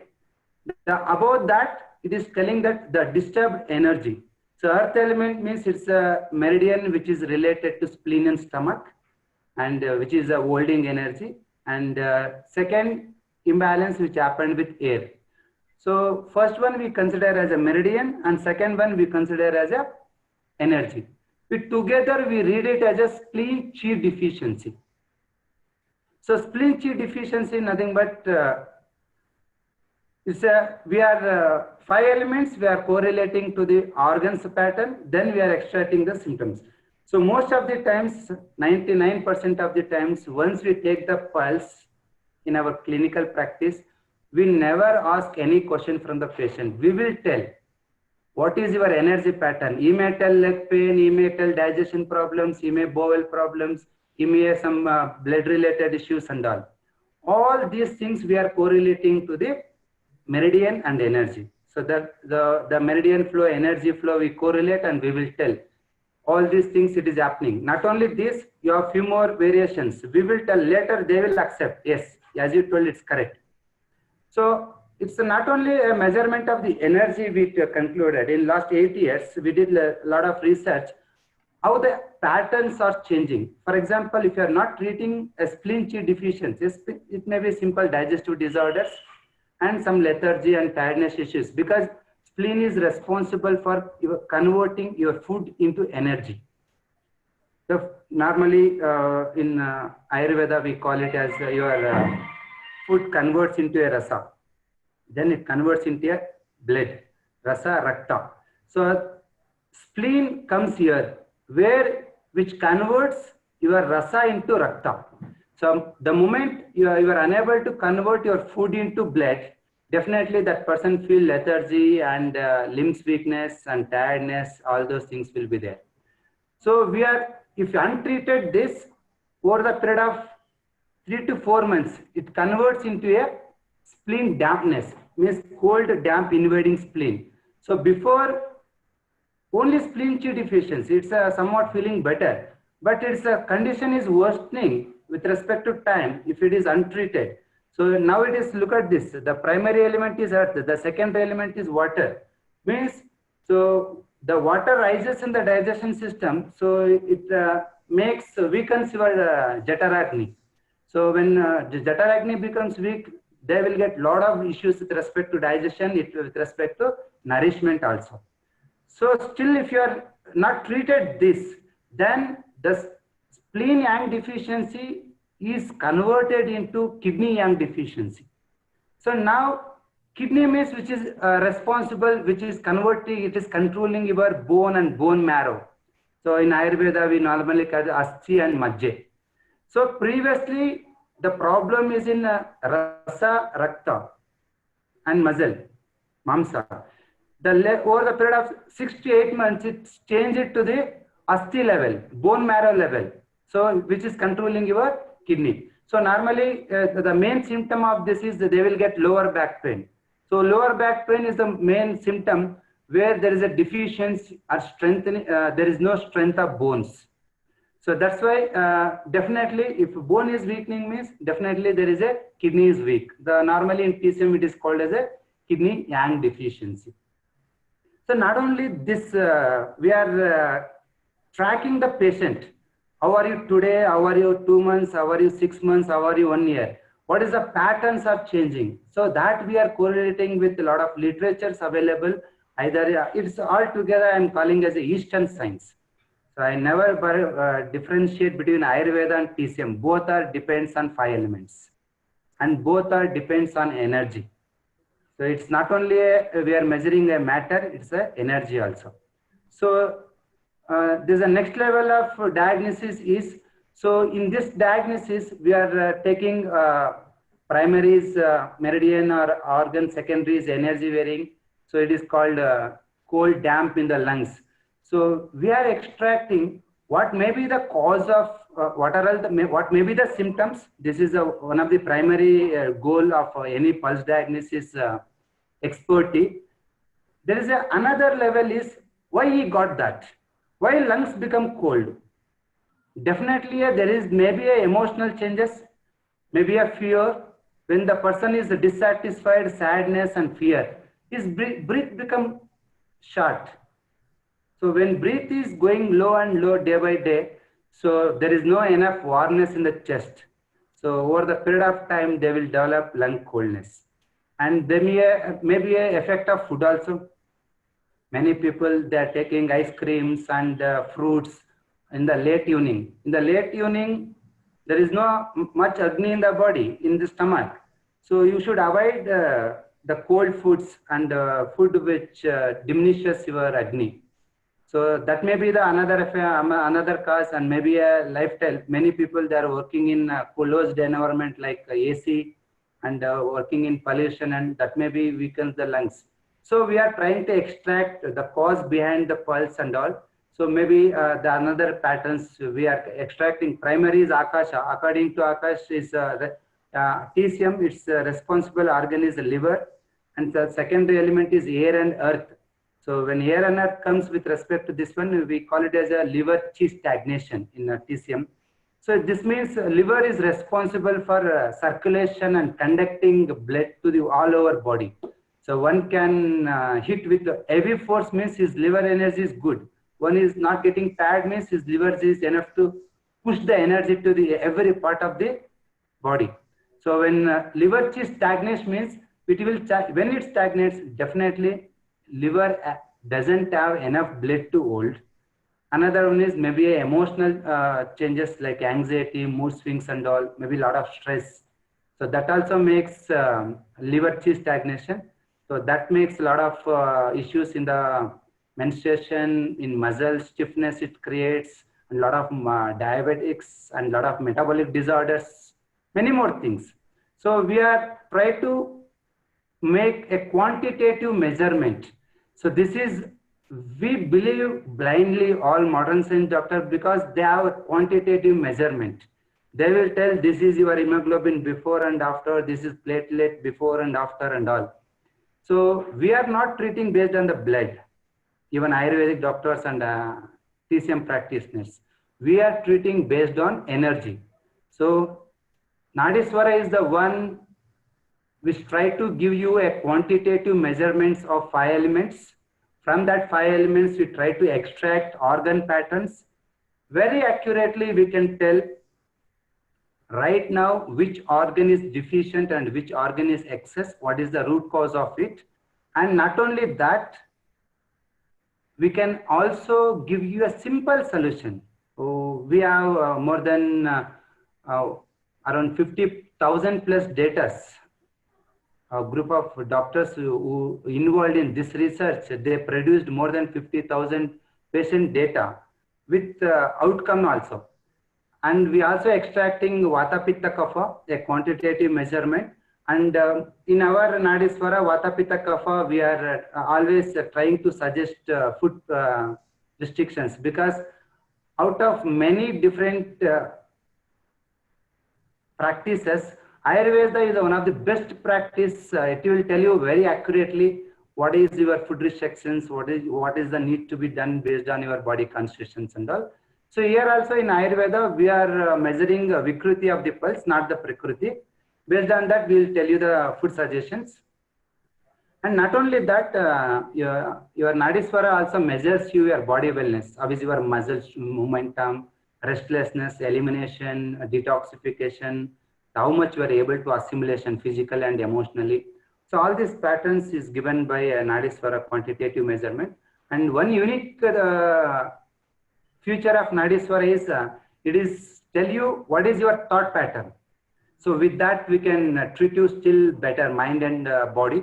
So even it will helpful for the even to counsel patient, because most of the times, so the root cause may be in mind. So by knowing the different thought patterns, we can give them better. It also suggests some of the treatment protocols like acupressure and sujok seed therapy. And it also suggests you only 2 acupuncture points. On those 2 acupuncture points, by just placing a methi or pepper just for 10 minutes. So within 48 hours, you can see the tremendous changes.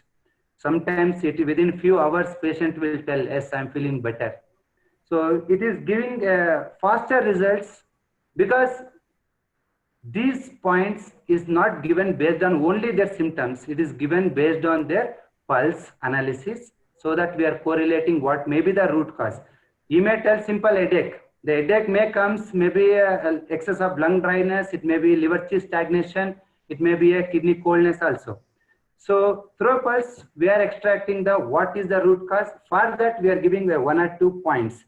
With that, they will get wonderful suggestions. Ayurvedic doctors, upon this, they can add their herbal medicine experience so that the treatment will be value added, because TCM and Ayurveda both are same. In Ayurveda, we call it as in matter level, we are giving herbal medicines. In energy level, we are treating Varma points. In TCM, in matter level, they are also giving herbal medicines. In energy level, they are treating the acupuncture points. So we are working on both Marma points and as well as acupuncture points. So in near future, we are also planning to give Varma points to energize individual organs. So because Varma points are, with my experience of 10 years in Varma therapist, so you no need to give to herbal to activate any organ. Just giving Marma itself, they can see the changes, huge changes. So this is about the 7 pages we get a report from Nadi Swara. It gives about Pancha Mahabhutas, Tridoshas, body wellness, thought patterns. It also gives comparison study, what is before and now, comparative quantitative measurement will be there. It also gives treatment suggestions in acupressure, seed therapy, acupuncture. We are also coming out with auricular and even some of the Ayurvedic medicines also. So I hope you got what Nadi Swara is giving. So you can expect a quantitative measurement from Nadi Swara, and root cause analysis means you can exactly tell which organ is affected, what is the energy is affected in that organ. In each and every organ, there is a multiple energy variations will be there. So by taking valuations, you can definitely correlate those values to the physical and emotions. So thank you very much, sir, for giving wonderful opportunity. So if you have... It was always thought that TCM and Ayurveda are almost work on the same lines. Same. As a practitioner of traditional Chinese medicine and Varma therapy together, and acupuncture is by practice, and having an engineer's mind, said it very dominantly. I am thankful to you. We do have one more Chinese pulse expert who will be talking with us in the latter part of now. Today we have, thank you very much, Basavraj. Thank you for your presentation. Now we have Professor B. Ravi, Chairman BETIC, with us, along with Mr. Hariom Saini, who has worked on the research of pulse diagnosis machine at Biomedical Engineering Technology Innovation Center of IIT Mumbai. So may I request Professor B. Ravi sir to put on light, and then Hariom to follow him, explaining us about the research. Professor B. Ravi sir, please. No, thank you very much, Professor Sanjay, Professor and Dr. Sanjay. It has been a very enlightening evening for me. I've been listening with great attention all the speakers. I think this is the first time that you could get scientists, practitioners, both Ayurveda as well as the modern medicine, and engineers, technologists, designers, everyone on the same platform. So I think it is a very unique platform. I'm happy to see more than 100 people attending even now. And I thought that this is what you're doing is great, that you are bringing the science and in some sense spirituality of the East along with the engineering and technology so-called represented by the West on the same platform. But also I thought that pulse even represents life in some sense. And I think if you can analyze pulse properly, you get an insight of not only the physical health, but also mental health and perhaps spiritual health also. So in that sense, I think this is a great sharing of ideas. And when you say technology, things like smart sensors, which I'm sure are there in all the pulse examination devices that you have been seeing, and coupled with artificial intelligence or data analytics, I think this is a great way to go forward. Also, there will be some doubt in the minds of some people, both practitioners and general public. Will this replace a, let's say, Ayurveda, expert? In my opinion, no. I mean, these are at the most going to be an expert, not expert, but an assistant to the experts. and maybe they will make the life of the Ayurveda Nadi Vaidyas little more efficient, little more effective, but I don't think they'll replace at any point of time. And the last point I thought I want to share is that definitely for countries like India and developing countries like Africa and Southeast Asia, I think we all have to focus a lot on prevention and very low cost treatment. And therefore, I think Nadi Pariksha coupled with what we are seeing just now, acupressure and acupuncture and so on, I think these are extremely low cost way of both screening, diagnosis and treatment, and very important for countries like us. So again, I think the learnings and sharings and network that is happening from platforms like this, I think will go a long way. I'm hoping that someone will kind of summarize today's session in a small note, could be 2-page, 5-page note, and circulate with all the people involved. I think this can be a great starting point of strengthening and also going forward. And my great wish is that the whole world recognizes the power of the ancient thing with the same respect and the same kind of a, I would say, you know, credibility, I would say, you know, as the so-called allopathy in Western medicine.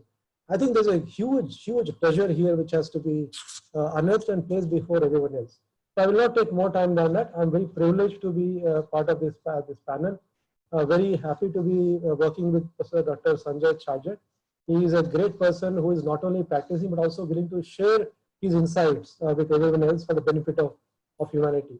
So I'll just, with these words, I'll invite Hariom Saini, who is a master's student. He again, Hariom represents a very nice combination of a student from science working with the faculty in engineering to again push the boundaries of this Nadi Pariksha or pulse diagnosis. So I'll let him say in a few words what he's doing, and maybe Hariom should not take too much time because I think it's running out of time, and I'm also looking forward to the panel discussion. So just quickly, maybe you can summarize it. Okay. Hello. Thank you so much. Hello everyone. I'm Hariom Saini from MTech second year department, biomedical engineering, and I'm working on a pulse diagnosis. Am I audible? Hello? Please.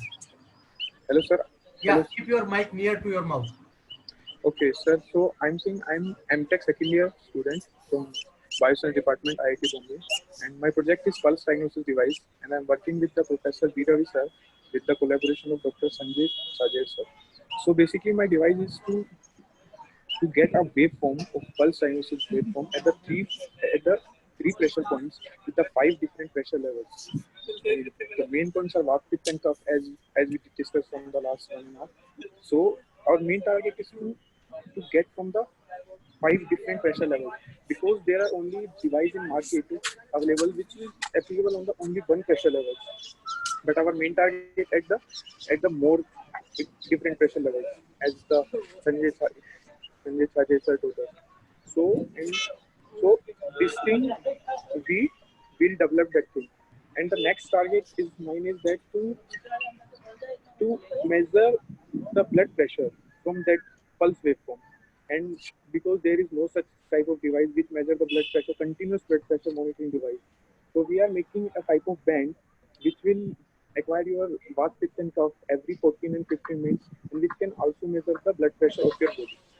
So we are working on that. So, and we have the special sensor for that, and I think after some time we'll develop that device in a short interval of period of time with the help of Ravi sir and Sanjay, in the guidance of Sanjay sir.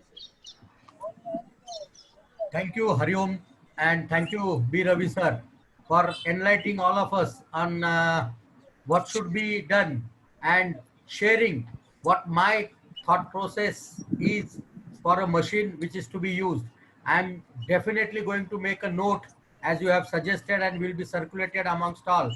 Your vision on medical devices, innovative devices in medical field in India are well appreciated all over, and we know that you are one who is going to alter the future of medicine in India and definitely shape up new Ayurveda for our next generation. Thank you very much, sir. With this, may I invite Dr. Sudhir Bagga, sir. He is an family and integrative board certified practitioner and from USA, and he has developed a very peculiar integrated approach of 3-4-I system of medicine which I have advised him to add pulse as P5 and make pulse. He is using pulse as one of the parameters for personalized medicine factor.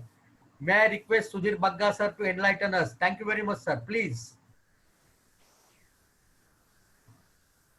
Sir, your voice. Not audible, sir.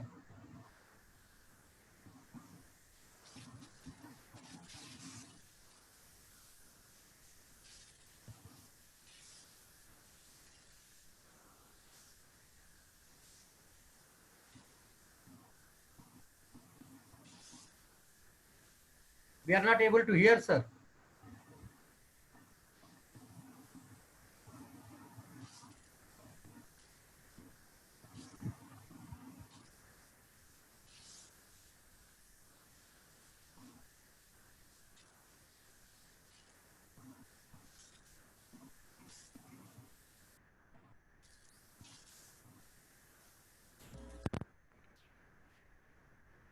There must have been some loose connection somewhere, sir. Please check. Is it audible now? Yeah, now it is audible, sir. Please. Okay, great. Okay. So let me put the slides in the essence of time. And can you see the slides now? Are you able to see the slides? Anybody? Mm-hmm. No, sir, not able to. Not able to, okay.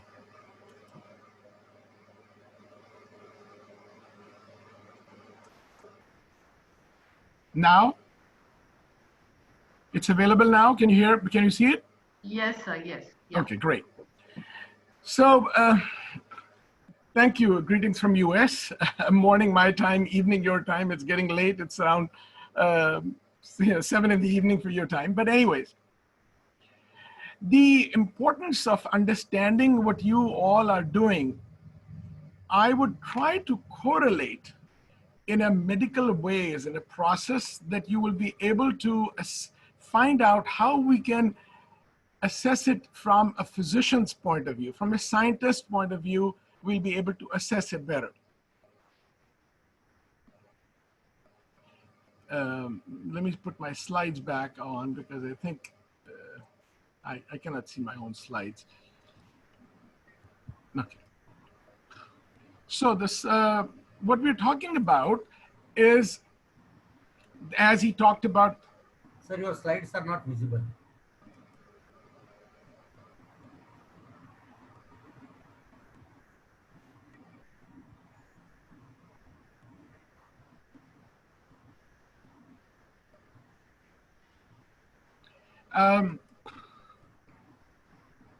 You can continue speaking, sir.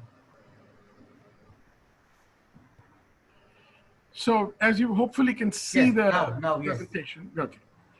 As Dr. Satyajeeth pointed out, or the P4I medicine, basically it is nothing but Ayurveda. Personalized, predictive, preventative, participatory, integrative, outcome and evidence-based medicine. This is really nothing but another way of scientifically saying what Ayurveda has been doing and Chinese medicine and other older systems we're doing for many, many years.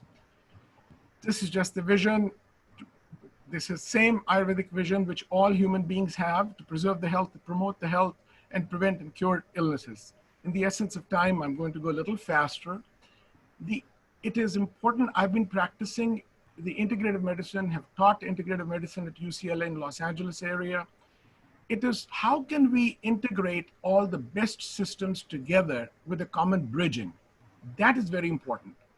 If we do not bridge the gap between the, I hate to use the word modern, between the Western allopathic system with other systems, we'll miss for the whole older systems to get onto the world in a very practical, understanding way. And that's very important. And my aim is to bridge the gap. People have been talking about the pulse waveforms.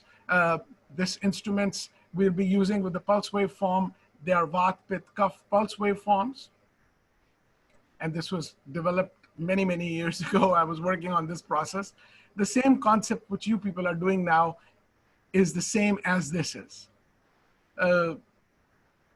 same pulse wave form, explaining it. What you people are talking about, this is exactly the same, but explaining it to an allopathic physician, to a scientist.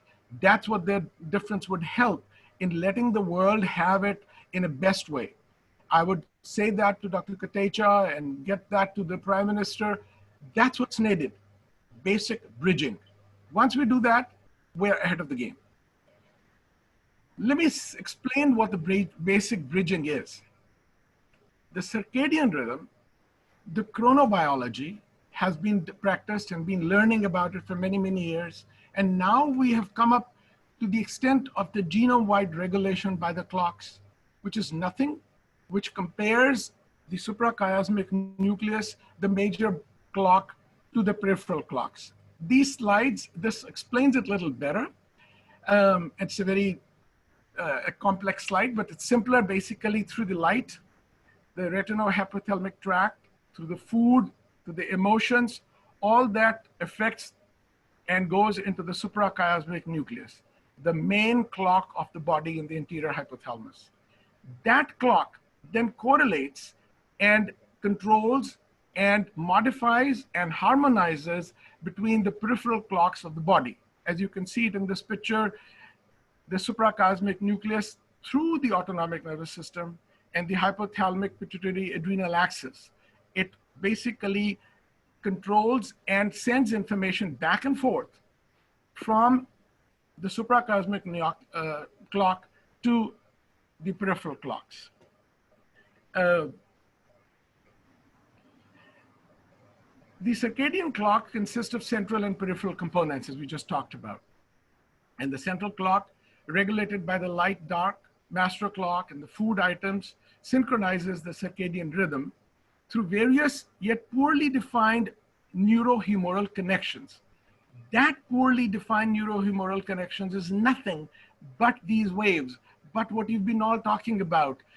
Nadi Tarangini has been talking about it, Basavraj is talking about it, Nadi, Veda Pulse is talking, they are all the same thing. They are just measuring it in a different methodology. It's talking about the same thing. What we call Vat Pit Kaf, Chinese call Kun Guan Chi, Tibetans call Rileng Ripsha Bacon. They're talking about the same thing.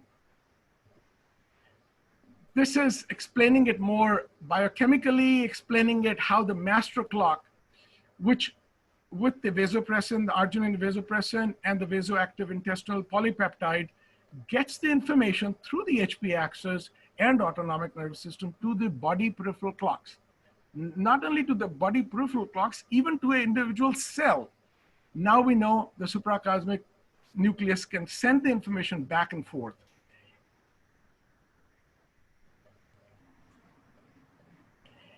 This explains it. I'm talking about the same thing, but explaining it in a different way so that the message gets across. Suprachiasmic nucleus has this genetic expressions. And this E box is the enhancer box, which has a positive loop and a negative loop, which is nothing but yin and yang, which is nothing but the parasympathetic and sympathetic, nothing but pit and kaf. That's what this is, same thing. So these genetic things, the PER genes, the cryptochrome genes, they are the negative loop, and the clock genes, the NPAST genes and BML genes are positive loops. These are the ones which are actually doing this. And the E box is nothing but an enhancer box which regulates the genes. It's a rate regulator.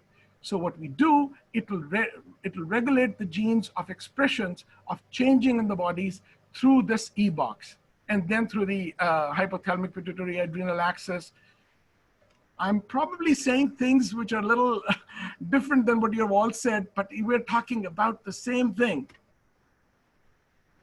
Same thing, again, explaining it. Through this whole suprachiasmic nucleus, the pleiotropic effect, which is nothing but how a single gene can affect multiple things. That's what pleiotropic effect is. That with the adrenal glands, with the circadian rhythm, like we talked about the central clock, you see the negative limb, the PER genes and the cryptochrome genes, these, and the positive limb is the clock genes and the BML genes. They affect the peripheral clocks, all the body clocks, all the body organs. This is the autonomic nervous system, just for understanding how this whole thing gets from the suprachiasmatic nucleus to the different body organs is through this autonomic nervous system and through the hypothalamic pituitary adrenal axis. This is nothing but your 7 chakras, which we in medicine call plexus. Nothing, carotid plexus or the pineal gland plexus, the pharyngeal plexus, these are all 7 chakras. You see that? That's what it is all about. These are same information which is being gathered from the suprachiasmatic nucleus, goes into all these different organ systems.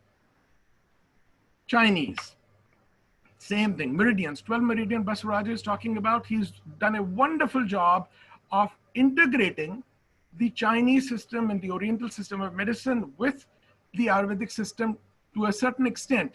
And you see these meridians are nothing but the peripheral clocks. These peripheral clocks basically at different time of the day, different time of the night, they become activated. And that can be very easily done with simple methodologies. What you people are doing it for 20 seconds or 5 minutes, and Veda Pulse is doing it. If you do it for 24 hours, you will see the different body organ meridians activating differently at different time of the day. That's what this is about. Chinese system of medicine is organ-based system. Ayurvedic system of medicine is functional-based system. They're same. One is based on organs. There was some confusion about spleen, and spleen really doesn't mean the body organ of a spleen. It probably implies more to pancreas. But at that time, many years ago, they did not know the difference between spleen and pancreas. They sort of put it all together. But that's what this is all about. So meridians is nothing but the peripheral clocks. This, explaining it further, the circadian rhythm, different time of the day, different body functions act differently. The maximum rise in blood pressure happens around 6 in the evening. You can just go through this. The low body temperatures, the highest blood pressure, as I said, happens early in the evening time. Melatonin secretion stops. This is just an interpretation of the peripheral clocks. The human circadian time structure. These are different hormones, which we physicians understand. Blood tests like you're talking about. Different time of the day, different hormones get activated. Physicians mostly understand about cortisol, which happens between 6 and 8 in the morning, but there are different times. Hemoglobin serum becomes far more active at the time of noon. When Pitta comes up, that's the time if you start taking medicines, they'll be far more effective because that's the Pitta time. That's when the hemoglobin, if you start taking iron at that time on an empty stomach, or with orange juice or lemon juice. This is the same thing. These are different diseases. Different time of the day, different diseases become more available. In the emergency room, when I was practicing in the emergency room, most of the perforated peptic ulcer diseases happen in the middle of the night. That's when Pitta is probably the most activated. What Ayurvedic system, the Chinese system have known statistically, now our modern medical science, the allopathic system is beginning to relate. So let us relate it. Let's put it together. Because once we put it together, the Ayurvedic system, because we are Indians, I mean, I practice Ayurvedic Chinese put together, but because we're Indians, the Ayurveda will be brought to the world scientifically. That's where when I go to India, I speak with Dr. Kotecha and the ministers, and I've done that. That's the message I'm trying to get through to you all. This is the way, if we do a basic connection, we will get the Ayurveda to be known to the world. This is the same thing. Different diseases, and I've talked about in a different circadian rhythm clock cycle and peripheral clocks. These are what you people have been talking about, the high frequency, low frequency, and very low frequency. That is nothing but high frequency is kapha, low frequency is pitta, very low frequency is vata. Even though I'm making it very simple, my aim is not to make Ayurveda down. My aim is to put it all together in a methodology which there is a bridging between our system of medicine as an allopath and other older systems which have fantastic knowledge. We just need to scientifically validate it. And Basavraj will understand this, different high frequencies and different body organs he's talking about. He will understand that. But these are nothing but Vata, Pitta, Kapha, nothing but the suprachiasmatic nucleus setting information to these peripheral organs, the meridians. What can be done? I think we are spending too much money. I think we are doing, creating these devices which are very, very expensive. I mean, we're talking about thousands of rupees. I think we should create a band, just like in the hospital, like this person has it, and put that a band for less than 300-400 rupees so that people, poor people can have it, the world can have it, and put that band, and that band can be there for 24 hours, and then we can assess the 24-hour meridian clocks. We can assess that liver between 1 and 3 in the morning, the pith goes up. We can see that the liver organ systems will go up at that time. This will validate it in a very scientific way, in a very cheap way. Very, when I say word cheap, I meant inexpensive, by the way. This, when I was doing it many years ago, we had used these question and answers of Pitta and Prakriti and Vikruti, and this is nothing but Vikruti, Prakriti analysis, differences between Vata, Pitta, Kapha, and then I created this with different medical diseases. So if a person has a predominance of Pitta and has these particular diseases, what medicines to give, what yoga asanas to do. That's the system which I had created many, many years ago. Now coming back to, once we know the organ problems, once we know the person's Vata, Pitta, Kapha is calibrated, this is nothing but pranayam. The management of that is nothing but Idda, Pingala, and Sushman. Idda is Kapha predominant. Pingala is Pitta predominant. And Sushman is Vata. So if a person has Pitta hyperfunctioning, then we'll ask him to breathe through left nostril. That will make the Kapha up, the yin and yang, and will bring the Pitta down. Very simple. So very simply, we can treat most of the diseases very early, like Basavraj was talking about. We are picking this many, many months before the organs and the blood organs and the systems, the investigations, what we physicians do, become evident. But once we know that the Pitta became aggravated, the liver became aggravated, the next day through the cloud, we just breathe through the left nostril, bring Pitta down, we have treated the patient. We don't need medicines. We don't need blood tests and everything. We have created a system which will help mankind now. This is the same concept which we were talking about earlier. So what I had done was, we had done this Vata, Pitta, Kapha. We had all these diseases, and then what particular medicine to give for that particular disease with that particular dosha. It is very important that we try to give a medicine which not only helps the disease, but helps to not aggravate that dosha. That's where the problem lies right now. We're trying to combine multiple drugs. When I'm using the drugs, I'm talking about multiple herbs or anything. But maybe one of the medicine may be very effective in diabetes, but might aggravate the person's Vata. Then that particular medicine should not be given to the person who is a diabetic, who is Vata predominant. We should give a medicine which is for diabetes, but which will not aggravate Vata, but bring the Vata down. Similarly, I had different yoga asanas, different diets, and we are not going to go into detail. In the essence of time, I wanted the most important message to get across, that I'm so happy that we are working on the same thing, but we need to create a band which will be the cheapest, which will be the least expensive. We want the world to have it. We want the all around the world validating the older systems of medicine. Anybody who's interested, and I hope this message gets to, through AYUSH, to the Prime Minister, to the others who are interested.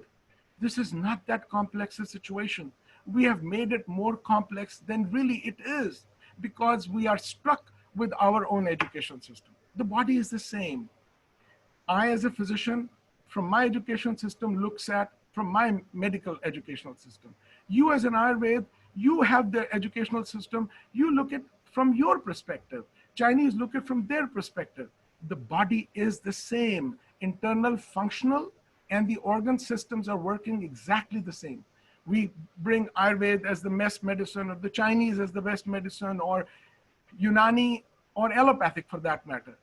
They are the same systems. We just need to bridge the gap. So it's very, very important that I get this message across to all of you. And now, you know, Dr. Kotecha hopefully is listening, and get the message to the world. That's the most important thing. We are all working on the same. So please, let's work together with an open source. Unluckily, because all these, we've spent a lot of money. And because I'm at this stage in my life that I've done it and all that. So obviously we need to make money, but the system, if you do this, it will make money and validate our older systems into the modern or the allopathic mindset. You will need to bring the allopathic mindset together. This is where the allopathic system is prevalent on this planet Earth at this time, for whatever reasons, lucky or unlucky. This is what it is. Let's work together. Thank you very much, sir. Thank you. It was wonderful listening to you, an allopathic doctor working on the field of Ayurveda long time ago. And you were working on the same lines much before of the time. I'm sure that what your idea is nothing less than a Holter management system of Vat Pitta Kapha.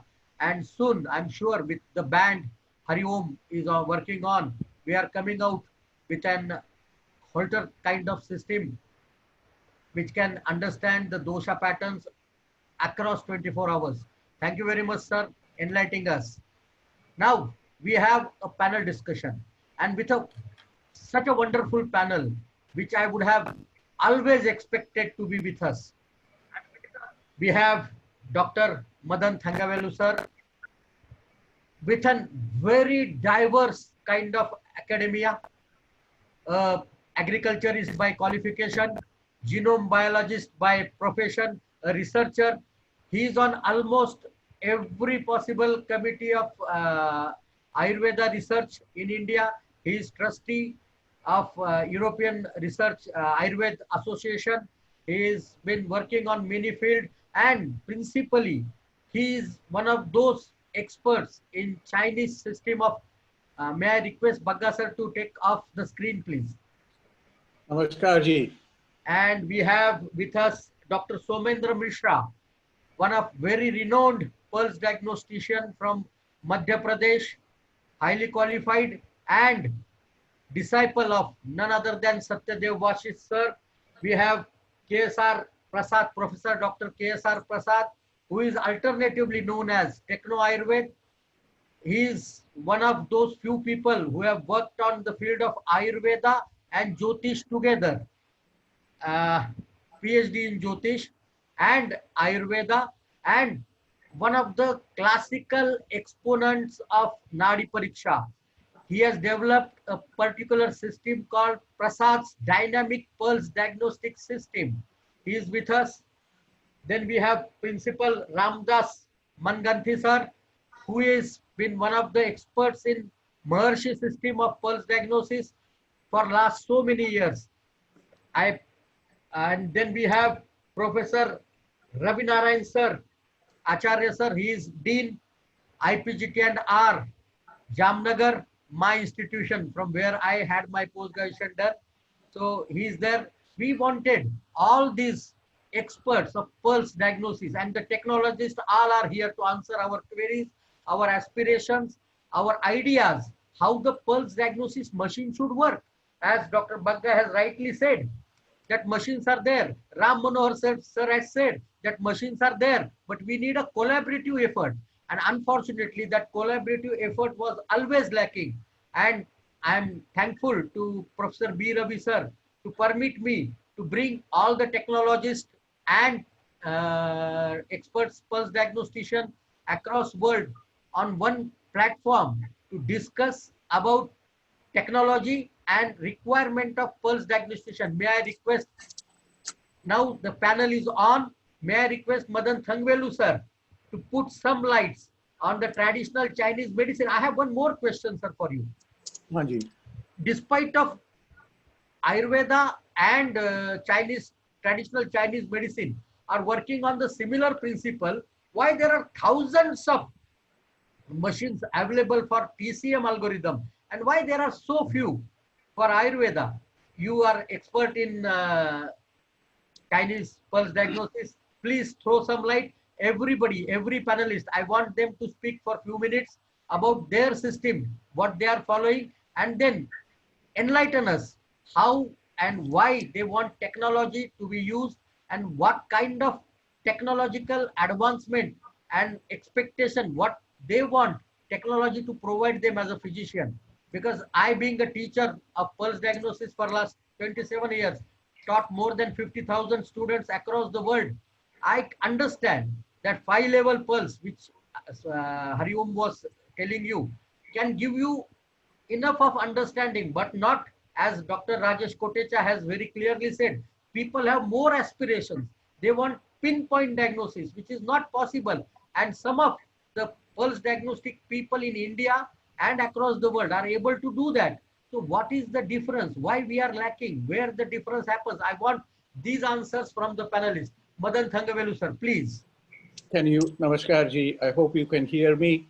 Yes, yes. Thank you so much for these wonderful presentations. Your question is striking at the heart of this subject.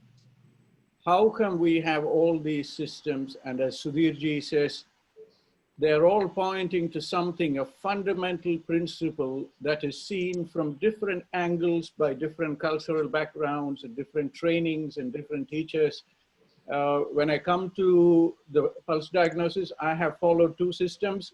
I have followed the work of Dr. Lad, who does diagnosis at 7 levels on the pulse, and the Maharashtra school, which does a very fine analysis of across 5 sections on the finger. And when we compare this to the Chinese system, there are variations about which part of the finger they use for diagnosis. The point here is there is a phenomena that is being used for thousands of years now, and that phenomena has science behind it.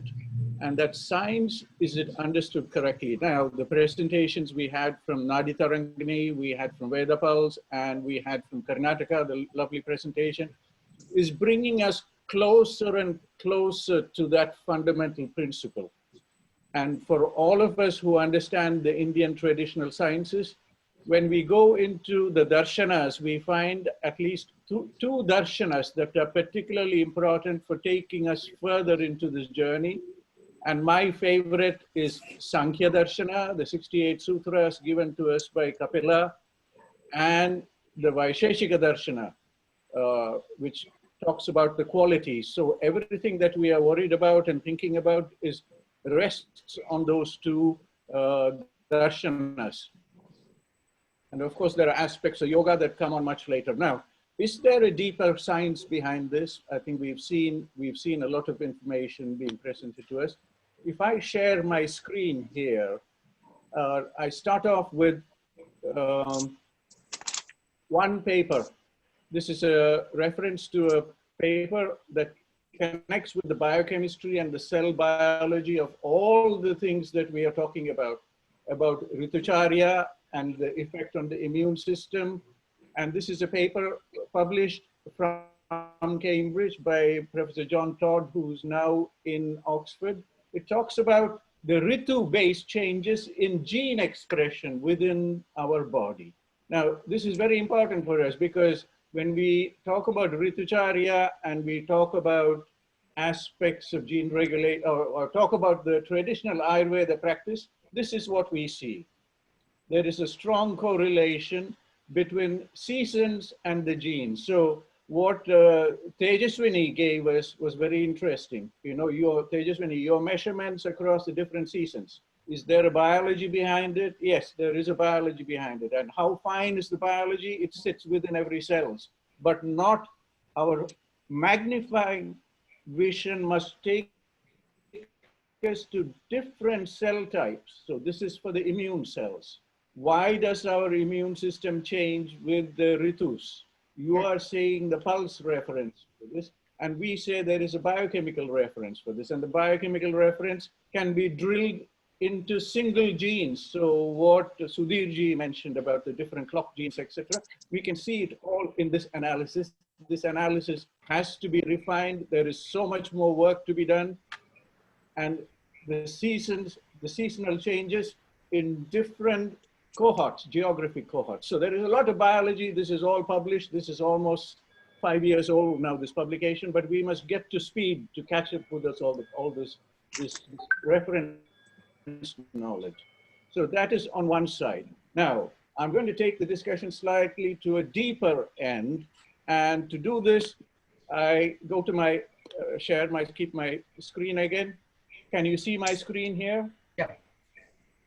Yes, okay, this is what we think is the science of meridians. Now, we've talked about the Chinese meridians, we've talked about Ayurveda. In Ayurveda, we talk about the Mahashrota, and the Mahashrota going from the mouth to the anus. And we talk about the Pranavahashrotas that goes from wherever with the, what is the, Tejaswini, what is the Moolastan of Pranavahashrotas? Is it the Hridaya? Hridaya.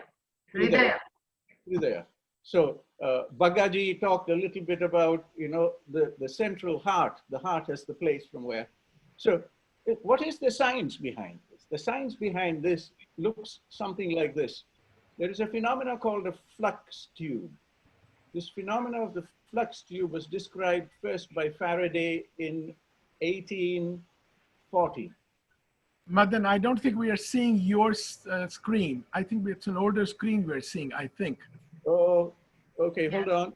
I go back. What is it that you are seeing now? Seasonal, we are seeing the seasonal gene expression. That screen is the only thing we are seeing. Let me stop my screen share and let me start again. I think it's clogged on one. Thank you, Sudhirji.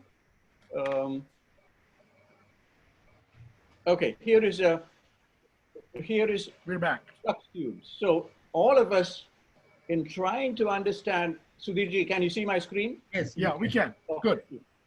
Okay, I'll maximize this so that you can see this a little more clearly. You might go back further for the previous two things we missed if you want to. See the last 2 or 3 of those, because we stopped it. Now, Sudhirji, please say you would like to see this one. Can you see this one? You start from slide 2 or 3 or whatever you want, because we didn't see any of those actually. Okay, you didn't see it. You're curious. If I have the time, if you give me the time. Go back. Go to the further one. That's fine. No problem. Let's continue with the slide you were showing, sir. Yes. Okay. Now, I'm going to jump a little bit between the few slides. Can you see my slide now? Yes. So, Tejaswini, ask our friends in IIT Mumbai to look through these references here. There's a Wikipedia reference. I'll mail you this PowerPoint. Yeah. Have a discussion about flux tubes. They understand the mathematics, we understand the phenomena as seen in the human body, the Mahashrota. And for embryologists, we understand where the mouth and the anus begins when we come to embryology. You know, it's a very important aspect. We are but a Mahashrota. We are just a flux tube with food input going through the mouth, the whole universe coming through the mouth and exiting through the anus, the malas going out through the anus, and in between that, the body's intelligence selects whatever it wants. There are errors. Shroto maya mehi shariram. So if there are errors in the shrotas, if there are errors in Agni, then we have disease. This is represented in a minimal way by this flux tube. Okay, the flux tube representation is the minimum way of representing everything that we have in our samhitas. And once we get to this level, we can do a lot of mathematics and etc. Now, what is the other reference text that we want to read to understand this biology?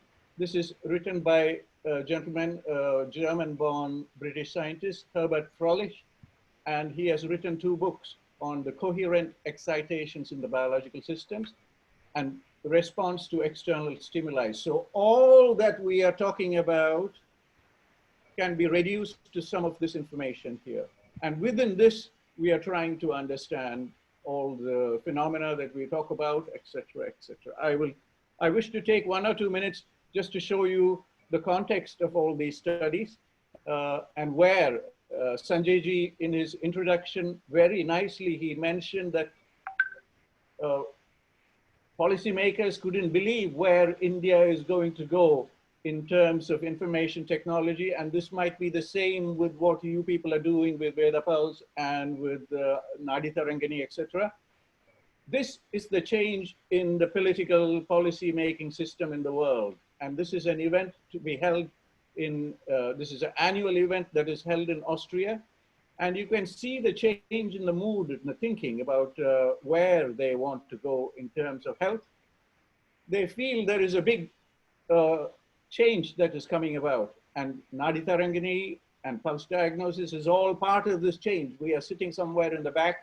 We must become aware of these kind of changes that are going, that people are predicting. They don't know what it is, but if we play this correctly, we can be driving this change. For those who couldn't join us, there is a big congress coming up. We were at this congress yesterday, and out of this congress, the information is there on the website. All of you can watch the proceedings of the recording yesterday. It's a congress that brings together all these different disciplines. So I hope people who are viewing this will join us next year in Prague. We were to be there today.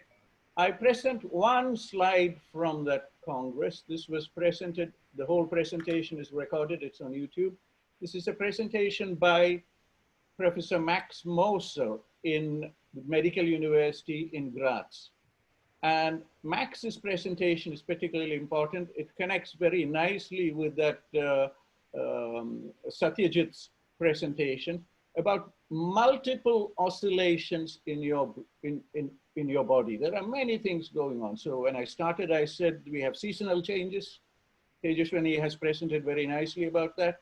We have changes within cells. We can follow them within cells. And when we come to look at the heart, this is the Mulastan of the Pranavaha Shrotas. You see many, many oscillations going on. All this is what we are trying to record and trying to understand and trying to explain. But the point to keep in mind is that the heart of all this is our darshana, in particular Sankhya darshana. If we understand the fundamental principles of Sankhya darshana, none of this will be a surprise to all of us. Our background to this study is a platform that is evolving in Italy. And this was an event that was held in March last year. It's called Coherence 2020. Coherence is trying to understand one phenomena that was offered to us by the presenter from Karnataka, from, I think was it Dr. Prasad, who said that if we understand the body correctly, even a small input into a part of the body corresponding to an acupuncture point is enough to rectify. How does this happen? Is it possible to do this even without touch? Can you understand aspects of the human body without touch? And the reason why we were very excited was this ongoing COVID problem. Shown here is a result from America. The challenge in diagnosis, how to understand who is going to fall prey to this problem.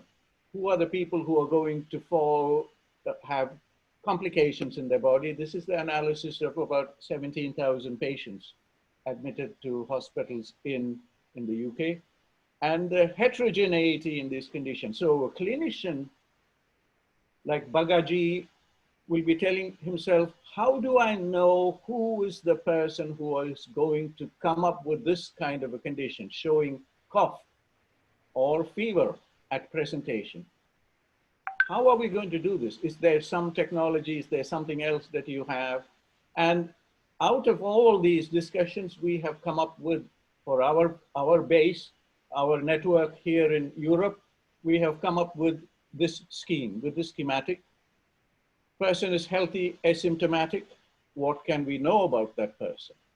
What Tejaswini has shown us is how the body fluctuates with time, different parts of the time, different seasons. how do we monitor this in a crisis like today, in the health crisis? And based on integration of Chinese medicine, the modern physics, the instruments, and everything, we came up with this schematic. And this schematic is driven primarily by two concepts here: monitoring the bioelectrical status of meridians and trying to correlate with organ function. Based on the symptoms we see on what I showed earlier here, based on the symptoms here, we feel that the adhisthana of this complication is the large intestine.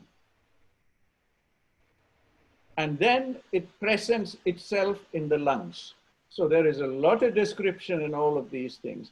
And our logic was, can we use some measurement of the large intestine and the lung to see if there is an imbalance in the system? Maybe Tejaswini, you could try to think about this for the COVID patients in Mumbai, in Maharashtra. You are seated in Mumbai.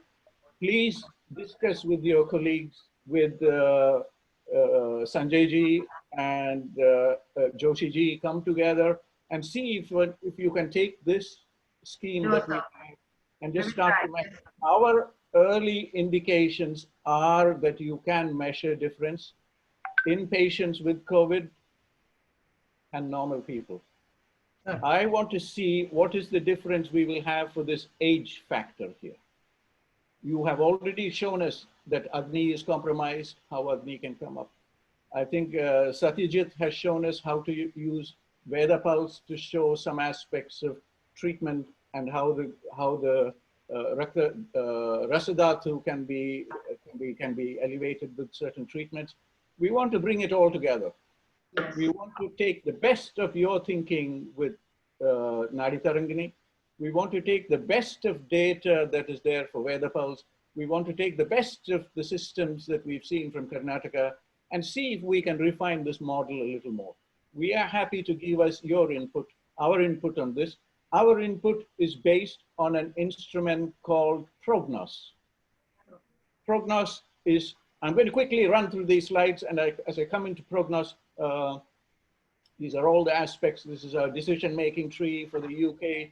Fragility, older people are getting into problems, and the number of workshops that we've held here in our network here in Europe. This is our most recent network meeting. It was a project that we have written up to present to the European Union on diagnosis using our technology here. Now, what does our technology look like?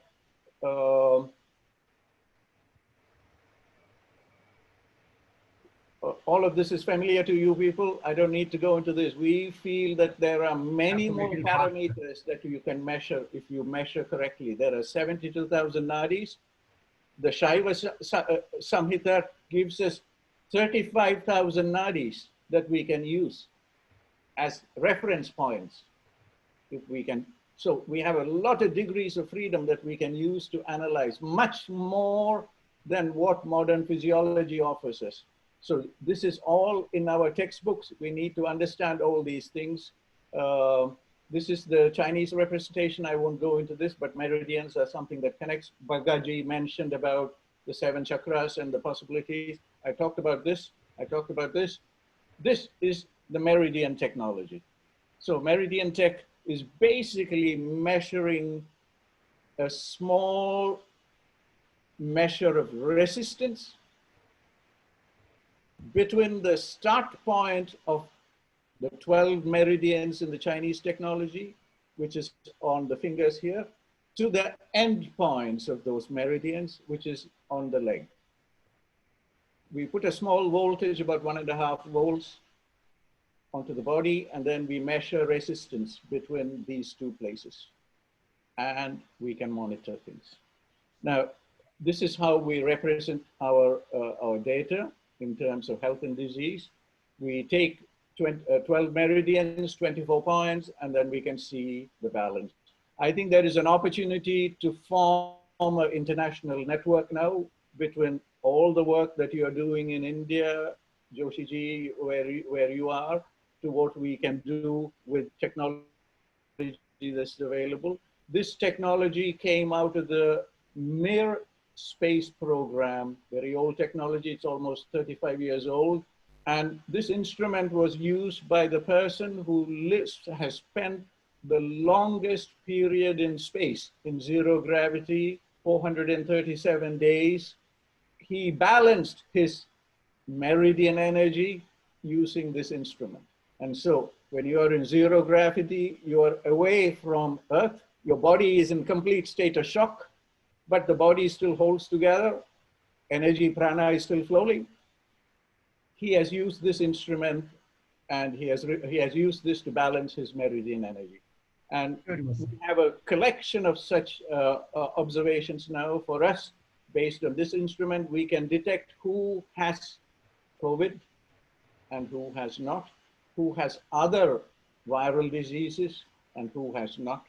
And I feel that by coming together, by bringing all these technologies, by bringing understanding that is in the Samhitas, the option of refining this to 35,000 nadis, how are we going to do this? We have an opportunity to be leading the world in many areas in that aspect, the 4P aspect that Bagaji gave us. And we can put in the fifth aspect, the fifth P that Sanjayji wants us to put in there. But I think we need to come together as a team, looking at the fine details on how to refine and how to integrate. And that will be the start of a new journey. Sudhirji has given us the idea of using little bands, halter systems that we can have. India has all the technology, a strong organizations like IIT Mumbai is very, very well placed to lead the world in this whole activity. So I finished there. Thank you very much, sir. With a sense of optimism here that we can lead the world.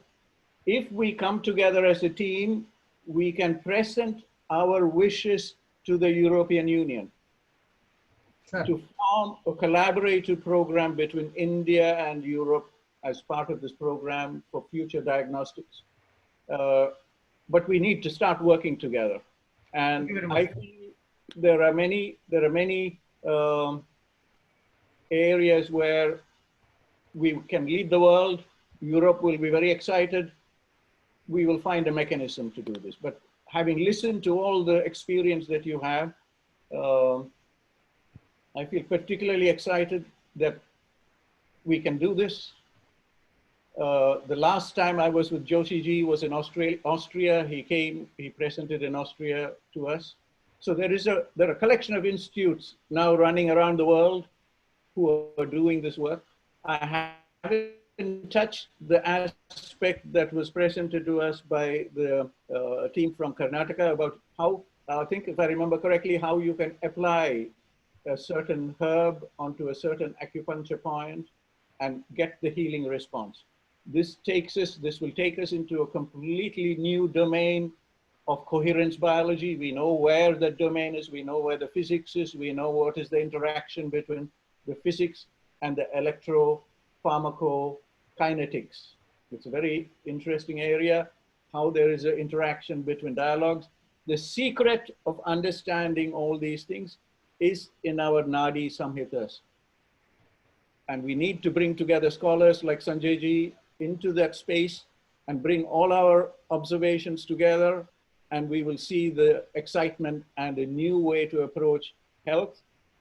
Health is different from healthcare, number one. The point to be made here is we are talking about health, improving your health, which is different from looking after people with disease. Ayurveda says, promote health, prevent disease. So these are all the strong messages. I leave you there and continue with the panel. Thank you for giving me. Thank you very much, sir. Thank you very much, sir. It was very enlightening. We never expected that something of this kind will appear on this panel. And definitely thinking about COVID and its detection from pulse is a definitive new area, and which is going to be a challenge for Aniruddha, for Satyajeeth, for Basavraj, and for the IIT people. For Ravi sir, I definitely would forward all these messages to him. He is also listening today, and we will find it out something extraordinary. As you have very correctly said, the new era of beginning of Ayurveda, a coherent effect is important. And we need to come together and try to develop. I really appreciate Bagga sir at his age. He is putting all his energies and trying to communicate to every possible person what are those findings. May I request now to Dr. Somendra Mishra sir, one of the strongest, he is the disciple of Satyajeeth Vasist, whose book has been a guideline, or we can say worked as a lighthouse for all of us who are working in the field of pulse diagnosis in India. Dr. Somendra sir, please speak. You can unmute the mic. Please. Thank you, sir. Are you listening me? Yes, sir. Please. Yes, we are. So, all this discussion is very nice, and we have got some new vision. Just I remember Harivansh Rai ji Bachchan, अलग अलग पथ बतलाते सब. You are listening me? Yes, we are. Please continue. अलग अलग पथ बतलाते सब, किंतु मैं ये बतलाता हूँ, कोई एक तू राह पकड़ ले पहुंच जाएगा मधुशाला. अनंत शास्त्रम बहुवेदितव्यम, स्वल्पस्य कालो बहवस्य विघ्नाः, यत् सारभूतम तदुपासितव्यम. Since a long time, in the 73 I completed my BSc, in 78 BAMS, and after that I am just eager to know this pulse reading. So this pulse, what they say, tantri prakasyate sarva ragam,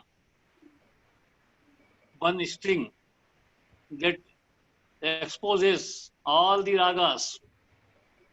Similarly, the pulse explain all the diseases, clear, diagnose all the diseases. So the way, hello? Yes, sir. Please continue. The way. Put your video on also. Yes. The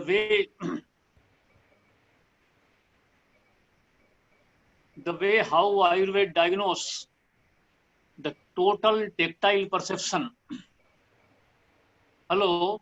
Yes, sir. We are listening to you. Please. Total tactile perception.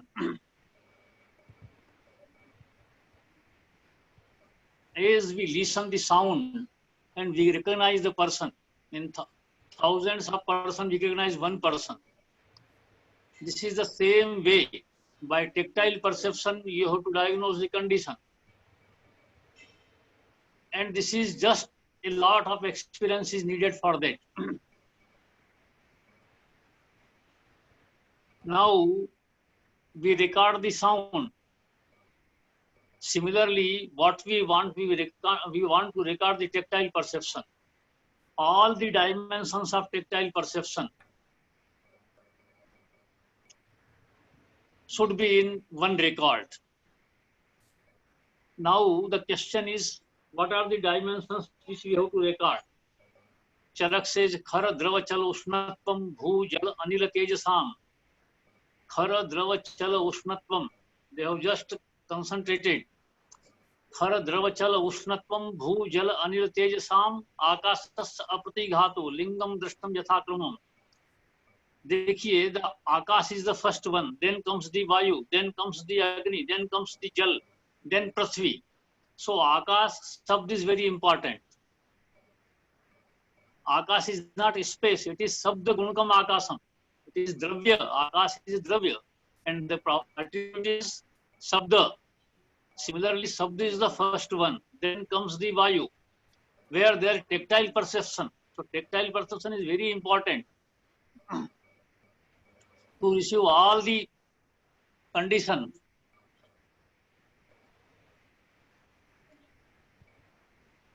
Sir, please continue. To receive the perception.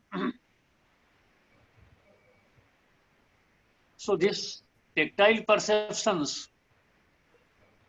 and its all dimension what we want, first we have to practice its perception first, then what we want to record it.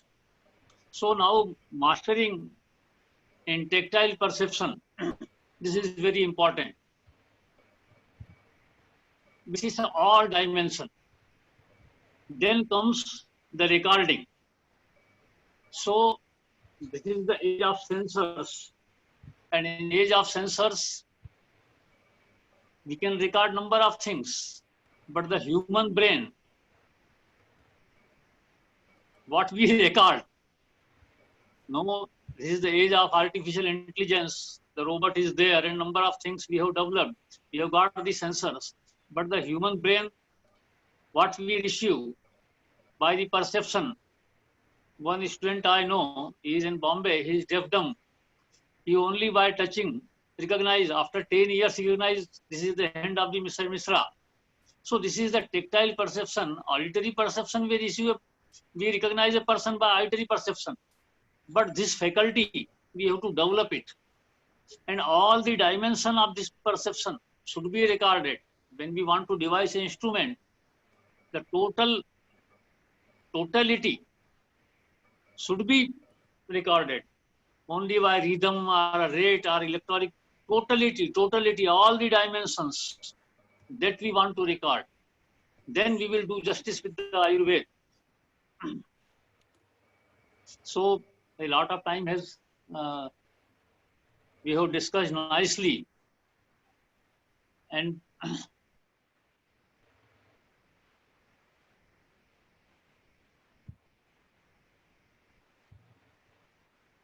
Sir. So this is what I observe. We can do justice with pulse reading by total record, total tactile perception with all dimension should be recorded. It is kapha, it is vata, it is a pitta, only by a single thing. And after this recording, the deduction of the total deduction in rasa, in raktagata, mansagata, medogata, the asay, the srotas, this way of thinking. When you diagnose by the pulse, you have to follow this way of thinking. And in this way of thinking, you have to know the gravity of the dosas, dosa grutvam, dosa matra nirnaya. So dosa matra nirnaya can be done by the apchara. So these are all things should be considered. If we are not taking, we are only doing diluted form, then we will not do justice with the Ayurveda. Ayurveda way of thinking in totality. This is the need of time. It is dincharya, it is rhythm of the dosas, it is all this should be. And for that we have to develop a device. So when we want to have a talk with the technical persons or the persons from technologies, we have to explain our points very clearly that these things we are recording. Total tactile perception, what we want, that should be recorded. Not only rate or rhythm or temperature or all this total tactile perception, like when you listen a sound, you recognize that this is from Bagga Sahab, this is from, only by listening the sound you record it. Similarly, in tactile perception, we have to in totality, we have to know it. And this is like, what, such a long 40 years I am doing this and observing, but it is very, to be a master of this perception is not so easy. Anyhow, the interdisciplinary approach should be started. This is nice approach, nice what we are doing is a good approach, but the master in our own subject is a need of time. What Ayurveda says in only Charak Samhita, 12,000 slokas, whole the medical science, the way of presentation, whole the medical science, 12,000 slokas only. So this is a unique way to approach, and in that way we have to follow. All the activities are grouped under the heading of the Vata, Pitta, Kapha. So this is a long discussion is in need of time, and what we want is the objectivity in that. So for objectivity, it needs more discussions, more data, then we can conclude that these are the things which are recorded. The partial recording, the partial nahi jnana avayavena krishnam geyam jnanam utpadyate. I have seen my Guruji, he is only by touching the pulse. He narrate from 3 years you are having this and this problem. So this is the long experience. It needs a long experience and a deep study in the pathogenesis, how Ayurveda explain. What we know, that is COVID-19. The Ayurvedic person is an Ayurvedic person. How I know it? Only when modern medicine says that this virus is there.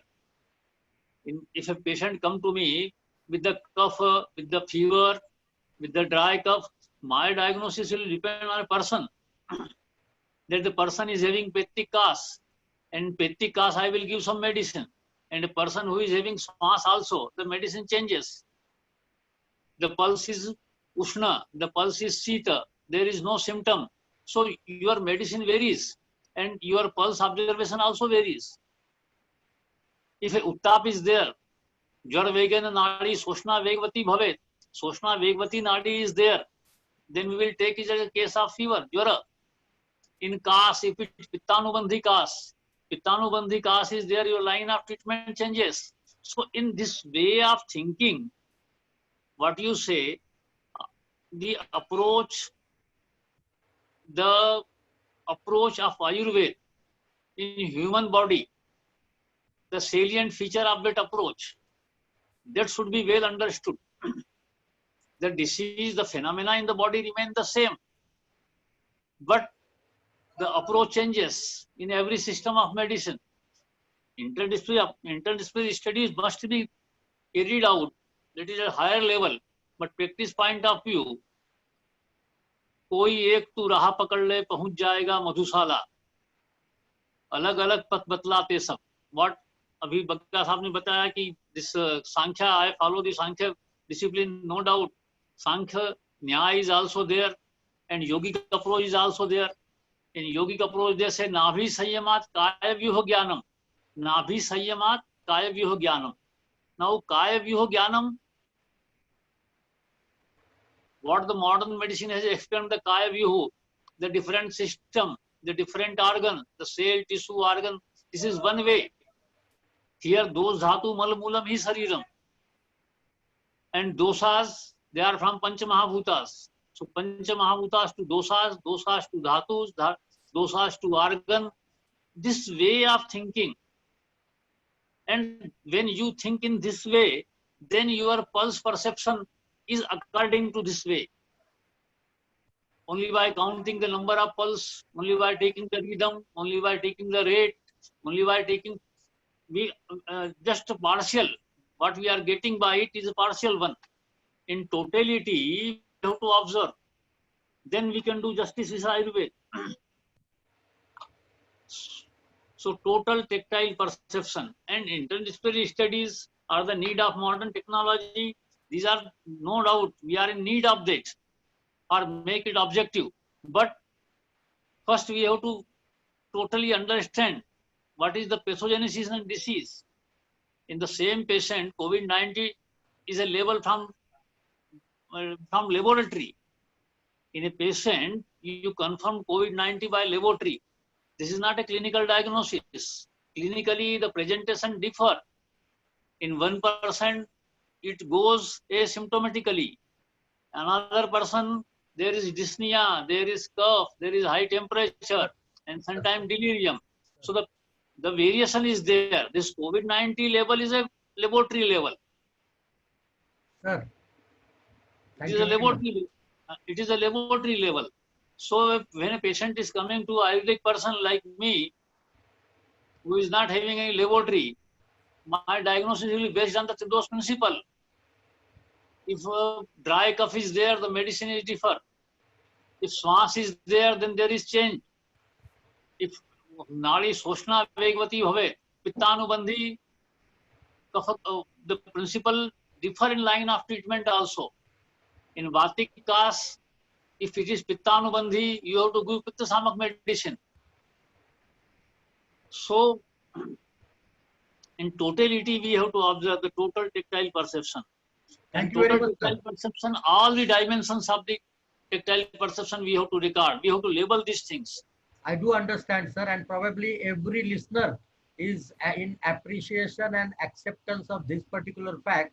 When we are examining the pulse, we need to understand the pulse in totality and in the light of the principles laid down by Ayurveda. Then only a diagnosis actually is possible. But I differ on one point, sir. You said that it needs a lot time of experience. No student is going to put 40 more years in understanding the pulse and then making diagnosis for his patient. We need to devise something. We need to devise something. Please, I do understand that this is not a right thing to confront. The device when we need you are to devise something, something. not a device as such, but we need to devise some process by which means every young talented practitioners of Ayurveda can do the pulse justice to his patient by diagnosing by pulse. I am really appreciating your words, and I do understand that every patient is a different patient and we need to understand every patient in a different way. Thank you very much. Right. And probably everybody here has appreciated your words and they are listening very keenly to you. May I request Dr. KSR Prasad, sir, the Technoayurved. He is professor at LN Ayurved College, Bhopal. He has been very fondly been called in his circle as Technoayurved, one of the very highly intelligent person who has developed a new total technology for pulse diagnosis. Please, Prasad, sir. So thank you very much. Am I audible? I think so.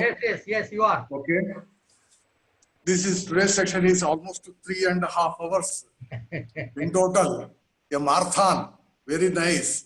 And out of this, there are experts, participants, and also physicians, those who are practitioners, and also the enthusiastic people are there, and engineers. Here, after looking at, as Ayurveda is previously being planned on the basis of the Chatushpada of the Chikitsa Chatushpada, now probably the term has to be changed, Chikitsa Panchapada, including the artificial intelligence and also the instrumentations. Okay, in simple, I would like to speak what actually I am doing and what is being expected out of this. What I am doing out of the Prasad's Nadi is try to emphasize easiest way to adopt a panchakarma which is necessary for a patient. This is what is the limitation and what I was speaking of.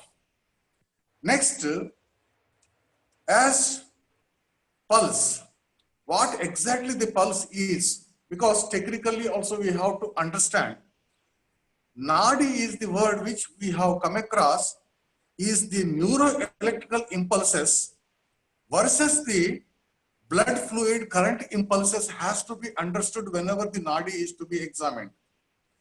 This is, of course, I have to say, instrumentation is always admitted, advisable, and acceptable. But as far the Ayurvedic traditionality is concerned, it is mostly with that of the personalization.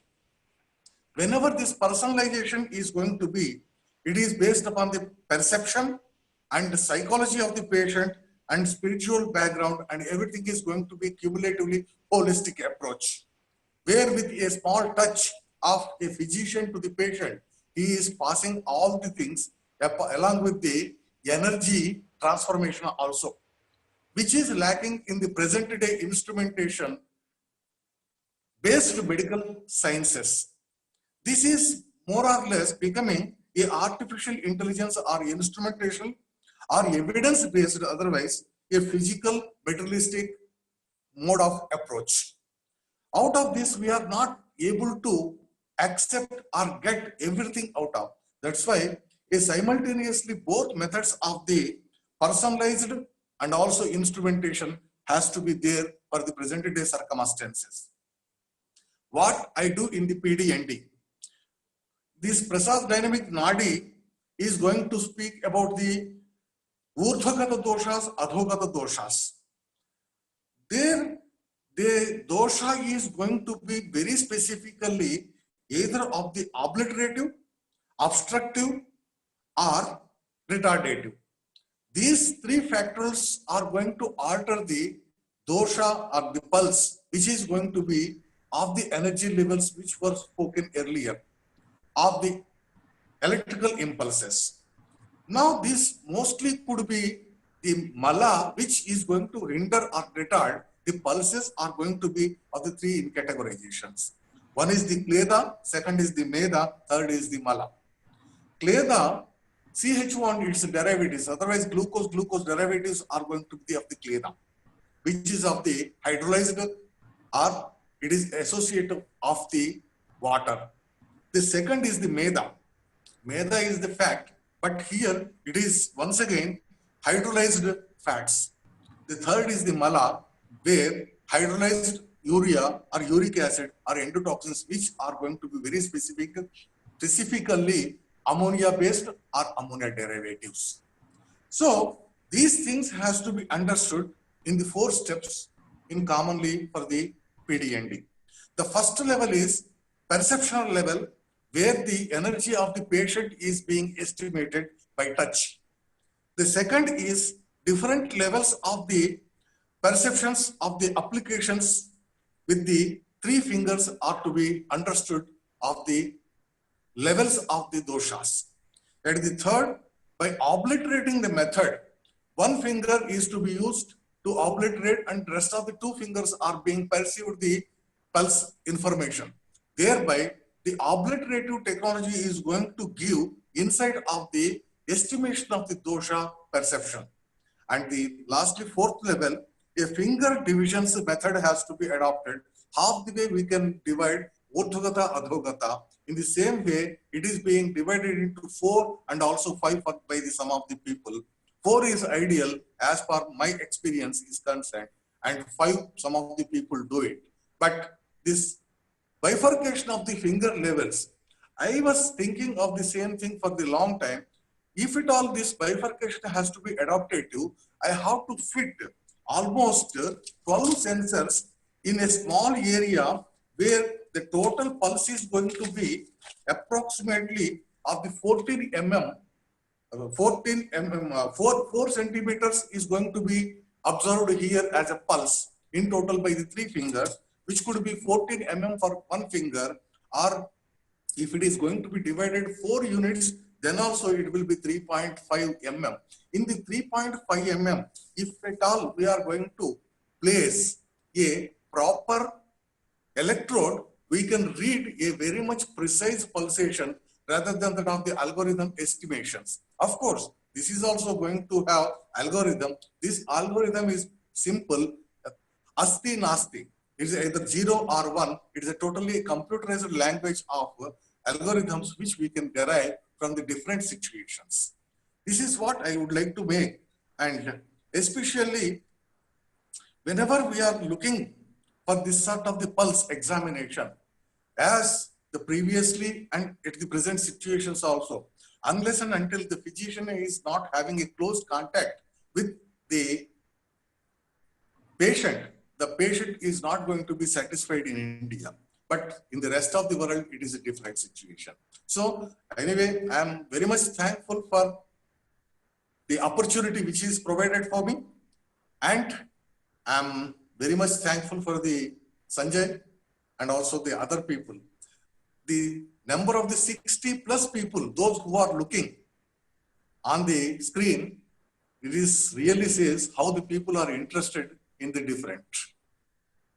Thank you very much. Thank you very much, sir. And I would like to tell the audience that what Prasad sir has said, that we need to put 4 sensors, and not only the electrodes, they are the multi-level sensors are the part of our ImpulseSat. The ImpulseSat is intelligent multi-level pulse analysis technology, which is being developed in BETIC IIT Mumbai with my collaboration. and that particular phenomena has got 12 sensors across all the 3 fingers in the 40 mm area, and those are able to pick the variations even in the particular 3 point, but not even 3.5. It is hardly 2.8 mm space we get, because we need a boundary to catch hold of that sensor. So these things are there in the practice, and probably soon will be coming out. Our machine is on, and algorithm is been getting developed. Soon it will be out.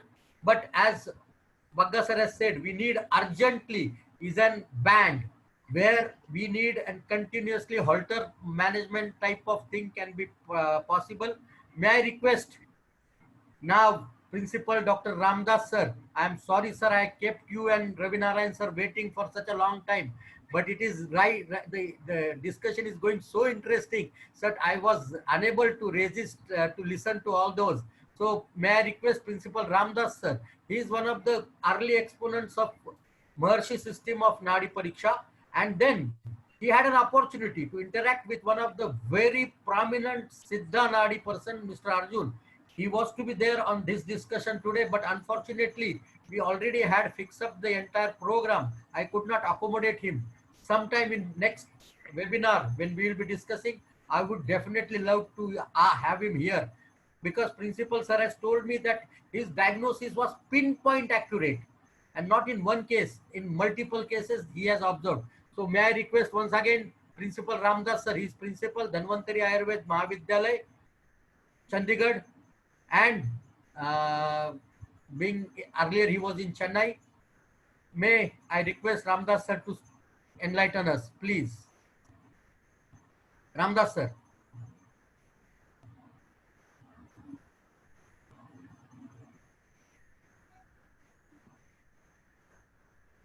Sir, your mic is not visible.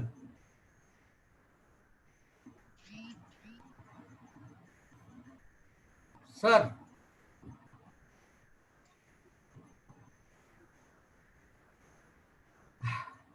I don't know what has gone wrong. I am not good in technology. Please start your video, sir. And your mic should be on. Ramadass sir, it seems we have lost him. His connectivity has no more been visible. May I request Ravinarayan sir, Ravinarayan Acharya, is Dean IPGT and R, Jamnagar, the institute where I got my post-graduation, the institute I love the most. And after all this, I put him on the last for one reason.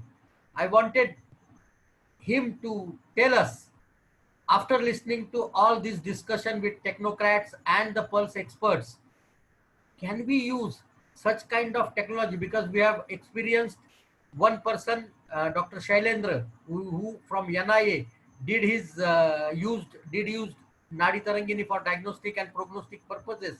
So now Ravinarayan sir, please enlighten us whether it can be used. Please unmute your mic, sir. Namaste, sir. Yes, thank you, sir. Namaste. At the outset, I thank you for giving me this opportunity. I am not, as I told you earlier and to the panel also, I am not a Nadi expert. I am an Ayurvedic physician and by expertise, medicinal plant expert, Dravya Guna expert. But I have an interest to this Nadi Vidya. That's why I accept this proposal, sir.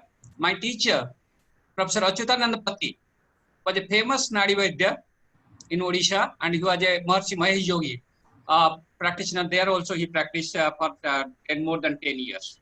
I have seen his expertise in Nadi Pariksha as told by Dr. Madan and others.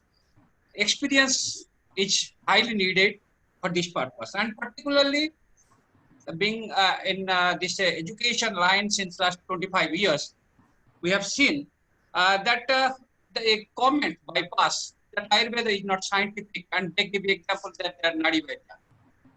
They don't have this modern knowledge. They just see the Nadi and give that don't have, because they always correlate with a diagnostic tool that they are more scientific. Any modern physician, they consider the diagnostic tool as a more scientific than they give a lesser remarks that Ayurveda physicians are Nadi Vaidya. But now time has come, and I appreciate your effort. And also, when I was a student here in the postgraduate at Jamnagar in '93, we have a first international conference on Nadi by Professor Harishandra Sharma, and I was a student at that point of time. And particularly this Nadi pharma, if you are, why people are interested towards Ayurveda alternate system, that is the pharmacoeconomics, as previous speakers has already told.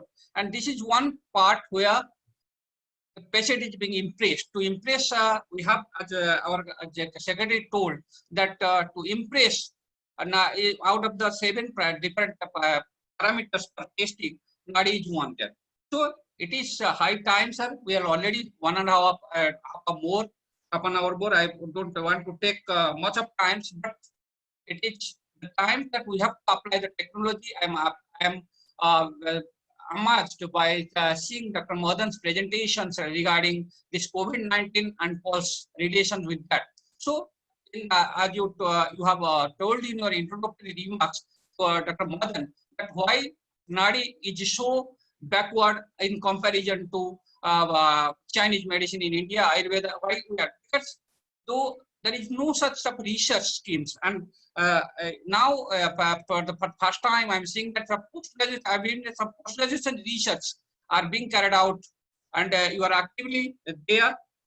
So this thing time is high, good time is there, and this Nadi also should be encouraged at institute level, some research projects, because very few researchers have been carried out in India. At personal level, some just like your Pulse Veda, Nadi Veda, Tarangini, they have their own time research at their level. But in a large scale, in a larger sample at national level, there is no such research schemes, and it is time this Nadi should be highlighted, and particularly because the famous, which is famous by Nadi or by pulse diagnosis, they can attract, they can interest the patients. So with these remarks, sir, I again thank you for giving me this opportunity, and it is high time, and this technology should be adopted. And Dr. Prasad has highlighted, he told that personal feeling by doing keeping the pulse is somewhat different than by putting the band or putting the band and putting some instrumentations. They are necessary. They are for scientific validation. They are necessary, as Madam has told. 2 points: to impress the patient and to impress the make them understood. We need the technology. We need the technology, and we have to work hard a long mile to go, sir. Thank you. Thank you again.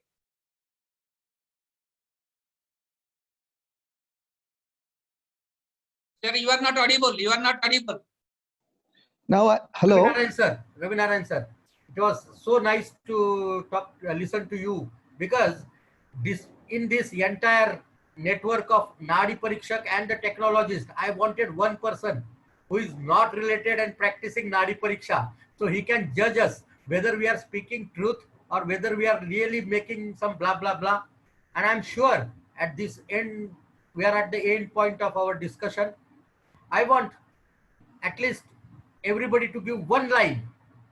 Don't take much of time. We are already crossed all limits and all the patience probably from all the panelists. One line, if you want to speak something, Madan sir, please give your comment. One line, your voice, sir. Thank you. I have shared my thoughts on the chat box. Number one, I invite all of you to join and form a Indo-European American network for this technology. Number one, I give the responsibility for all of us to think about this. Number two, I invite all of you to come to an event in the Czech Republic in Prague next year. I have shared the link on the chat. Let us have a first international Congress. At this Congress, let us have a first international workshop. So I submit 2 wishes to Sanjay ji and all of you in the panel. Definitely, sir. Thank you very much. Sudhir, sir. I would like to first listen to this principal doctor. He was trying to connect. He's unable to, I really contacted him. He's unable to connect, some network issue at his place. I think it's a wonderful trial you've done, Dr. Sanjay. And this is the first time, as we talked about, that we are all at least able to comprehend or at least understand each other at some level. And that's a very, very true beginning of the whole process. And as Madan pointed out, you know, I've been involved with him also in that other prognosis and med prevent thing. I really truly believe that now is the time, or I mean, I believed that was the time for many, many years ago, but now is the time to do it. Let's do it. We are all with you. Satyajeeth, please, your comment, one line. Don't take long time. You are already very late. Thank you so much for this great initiative, sir. Wonderful speakers, and it was a wonderful panel to listen. At last, I would like to tell, as Veda Pulse, we are looking at the heart and interpreting the pulse without, irrespective of which company, which team, whatever it is, you have made all of us to come on one common platform. And this is the time we can collaborate. And Dr. Sudhir has inspired us, Dr. Madan has inspired us. We should come together and take this science forward. Thank you so much. Tejaswini. Chanchat, sir. Yeah. Thank you very much, Satyajeeth sir, for arranging this webinar. And I must say, by core, I am a physician and clinician following the Ayurveda, and what the inputs came from the Ayurveda background also. So I welcome, and I will try my level best to give my knowledge to this technology. So the technology and science will grow more and more, and that will be helpful to the mankind. Thank you very much. Thank you. Basavraj, please. One line. Unmute. Your mic is on mute, Basavraj. Yeah. Hello. Hi. Yeah, please. So thank you very much. Thank you, sir. I met many stalwarts, wonderful people, Sudhir, Madan, Thangavelu, and Veda Pulse and Nadi Tarangini people.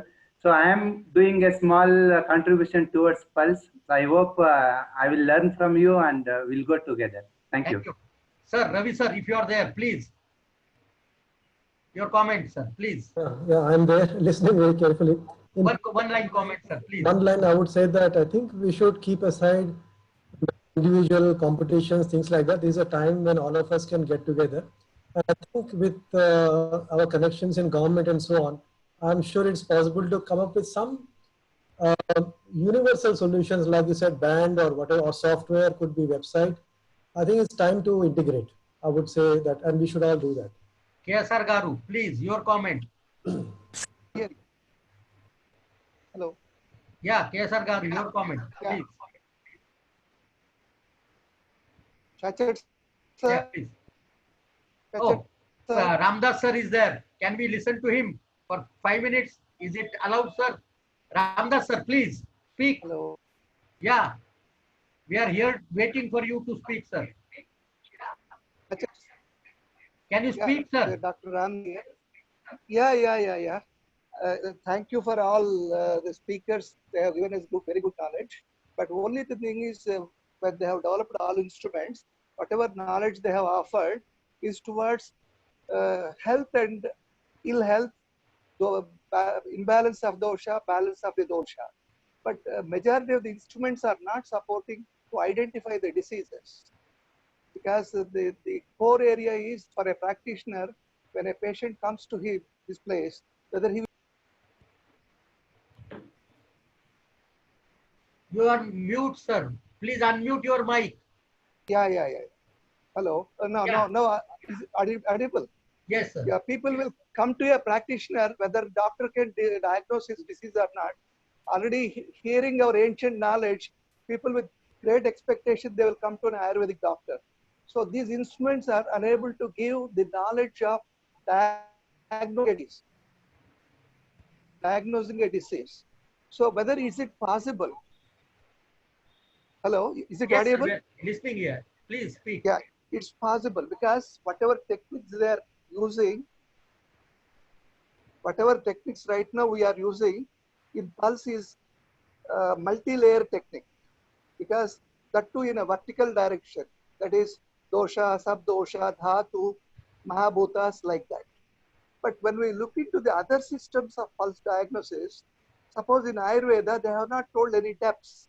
They have said basing on Guruguna, Laguguna, Chenchala, like that. When we see Chinese, earlier I do not know, they have said 3-layered pulse diagnosis. When we look into the Siddha system of medicine, it is 9-layered pulse diagnosis. 9-layered pulse diagnosis. In Siddha system of medicine, they said within 3 fingers, the Nadi tube will be divided into 9 compartments. Again, that will be divided into 14 compartments, under which we can see 72,000 varieties of diseases. So I have seen a guru who can able to understand 4,500 diseases, because we have conducted a workshop, 2-day intensive workshop around 24 hours, and we observed that straight away we can utter diseases also. The phenomena is very simple. For every disease, there will be a particular location in the pulse. As already Mishra just said, it is a gross perception, understanding the small peaks in pulse, where they are coming, which depth they are coming, and again to interpret. This is the greatest science our sages have given for mankind, for health. So if you can devise, or if you can plan an instrument which can understand the impulses, which can perceive the impulses which are coming from various levels, various directions, certainly it's not difficult to understand or identify a disease. What olden days practitioners did is the same. Even with my small experience with other system of medicine, I can say that suppose any problem in the liver, we can identify. Even now, what is the thing we have to do is we have to keep such type of experts. We have to sit with multidisciplinary approach. One allopathic expert. We require patients of an identical disease, Nadi expert. Similarly, the software expert. Similarly, biomedical engineer, and to substantiate whatever available investigations are there, simultaneously we have to apply that will be useful and we can diagnose. Hello, is it audible? Yes, sir. Yes, sir. Thank you very much, sir. So it is useful because whatever the techniques they have developed, they are not useful to diagnose disease.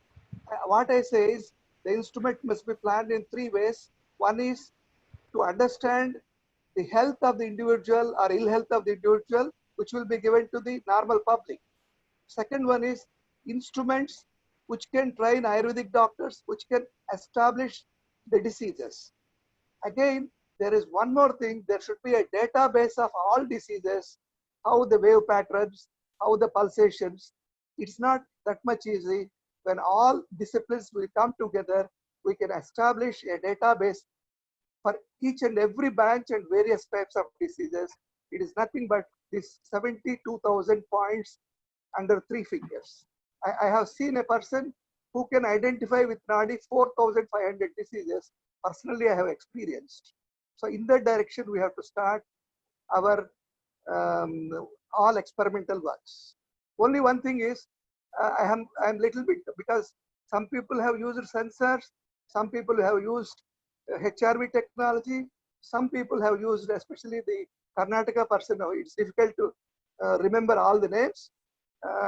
He has used sound wave technology. Yesterday, I have discussed with ultrasonologists, with the help of ultrasound technology, it is possible to understand the depth and the correct position of the Nadi impulse.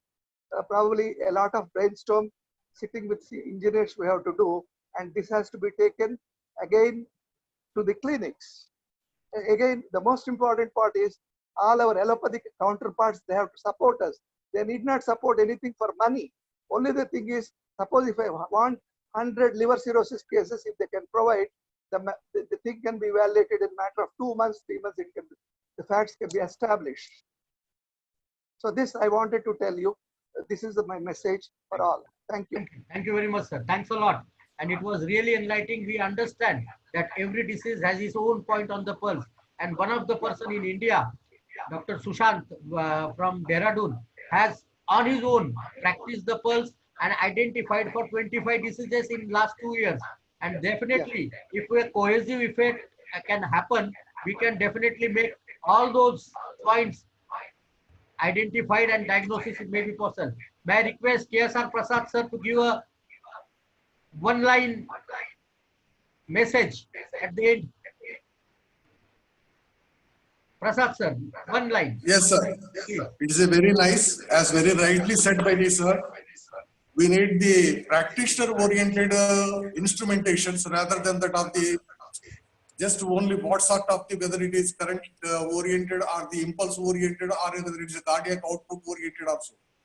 We have to have very much specifically a diagnosis based Nadi only. For that, the approach of the 12 lead, what you were spoken as it is being derived from the BETIC, it is supposed to be with the algorithm of the Asti Nasti, that is 0 and 1. If it is of the same thing, then the variations which we are speaking of the different Sannipathas also going to come within. This is what my strong opinion, and the background out of this 3.5 to 4 hours approximately, which has dried out the batteries of the mobiles and also net, which has to be very specifically to be understood. But it is a very good and fantastic effort which has been made as an initiation, and it will be in further, it is going to be continued, and we have to have a very strong Nadi association also in this regard, I believe so that one to another we can have a exchange of the ideology situationally and periodically. Thank you, sir. Thank you very much. This is what I want to have. Can Thank you speak one line? Somendra sir, if you are there, can you speak one line? So I congratulate you.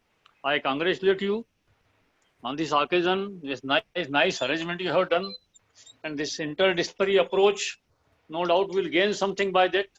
With the time, it is Amavastha. It is Amavastha of the Nadi Pariksha.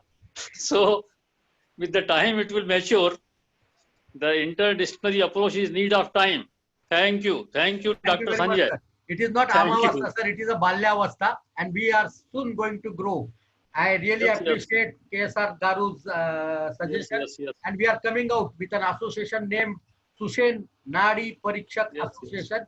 Sushen was one first historically mentioned Nadi Parikshak from Ravan. He was physician to Ravan. Thank you very much. Thanks a lot to everybody. There is a request came from all the participants. All of you, I request you to share your presentations, PPTs with me, so I can share with the participants. As you said, they are free to download. Please send the link to us. Thank you very much. May I request our Vice President of Pulse, Nadi Guru Pulse Diagnosis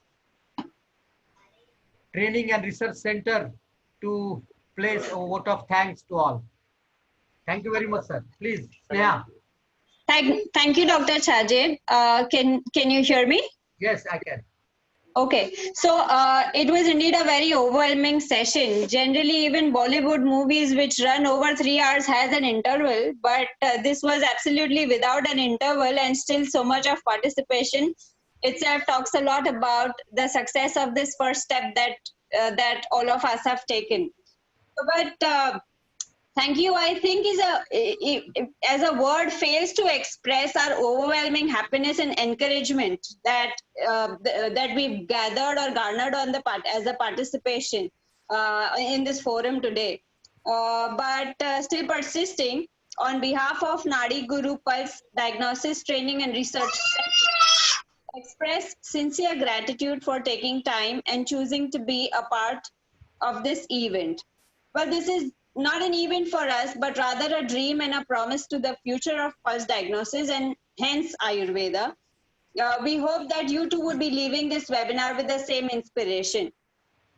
Thank you. This is probably a beginning, and we certainly have a long way to go, but it's all going to be together, so it just seems real. Leaving with a promise to meet again. In the interim, if you have any thoughts, ideas to share, you could always reach out to the Training and Research Center, and we'd love to hear from you. Until then, fir milenge, das vidanya, see you all soon. Thank you. Thank you very much. Definitely we'll meet once again soon. Thank you, sir. Thank you, Madan sir, for your invitation. Thank you very Sir, much. for your energy. Thank you. Namaste. Thank you, everybody. Thanks a lot. Sanjay ji, one request, if somebody can save the chats. I'll share with you. Entire thing will be shared with everybody. I hope it is getting recorded. I don't know whether my the space which was available for recording is sufficient for this long of a discussion. But let us hope everything will be recorded and we'll soon have it. Thank you very much. Thank you. Once again, from bottom of my heart. Thank you. Thanks a lot. Namaskar ji, namaskar. Thank you, sir. Thank you, everybody. Thank you, Ravi, sir. Ji, namaskar.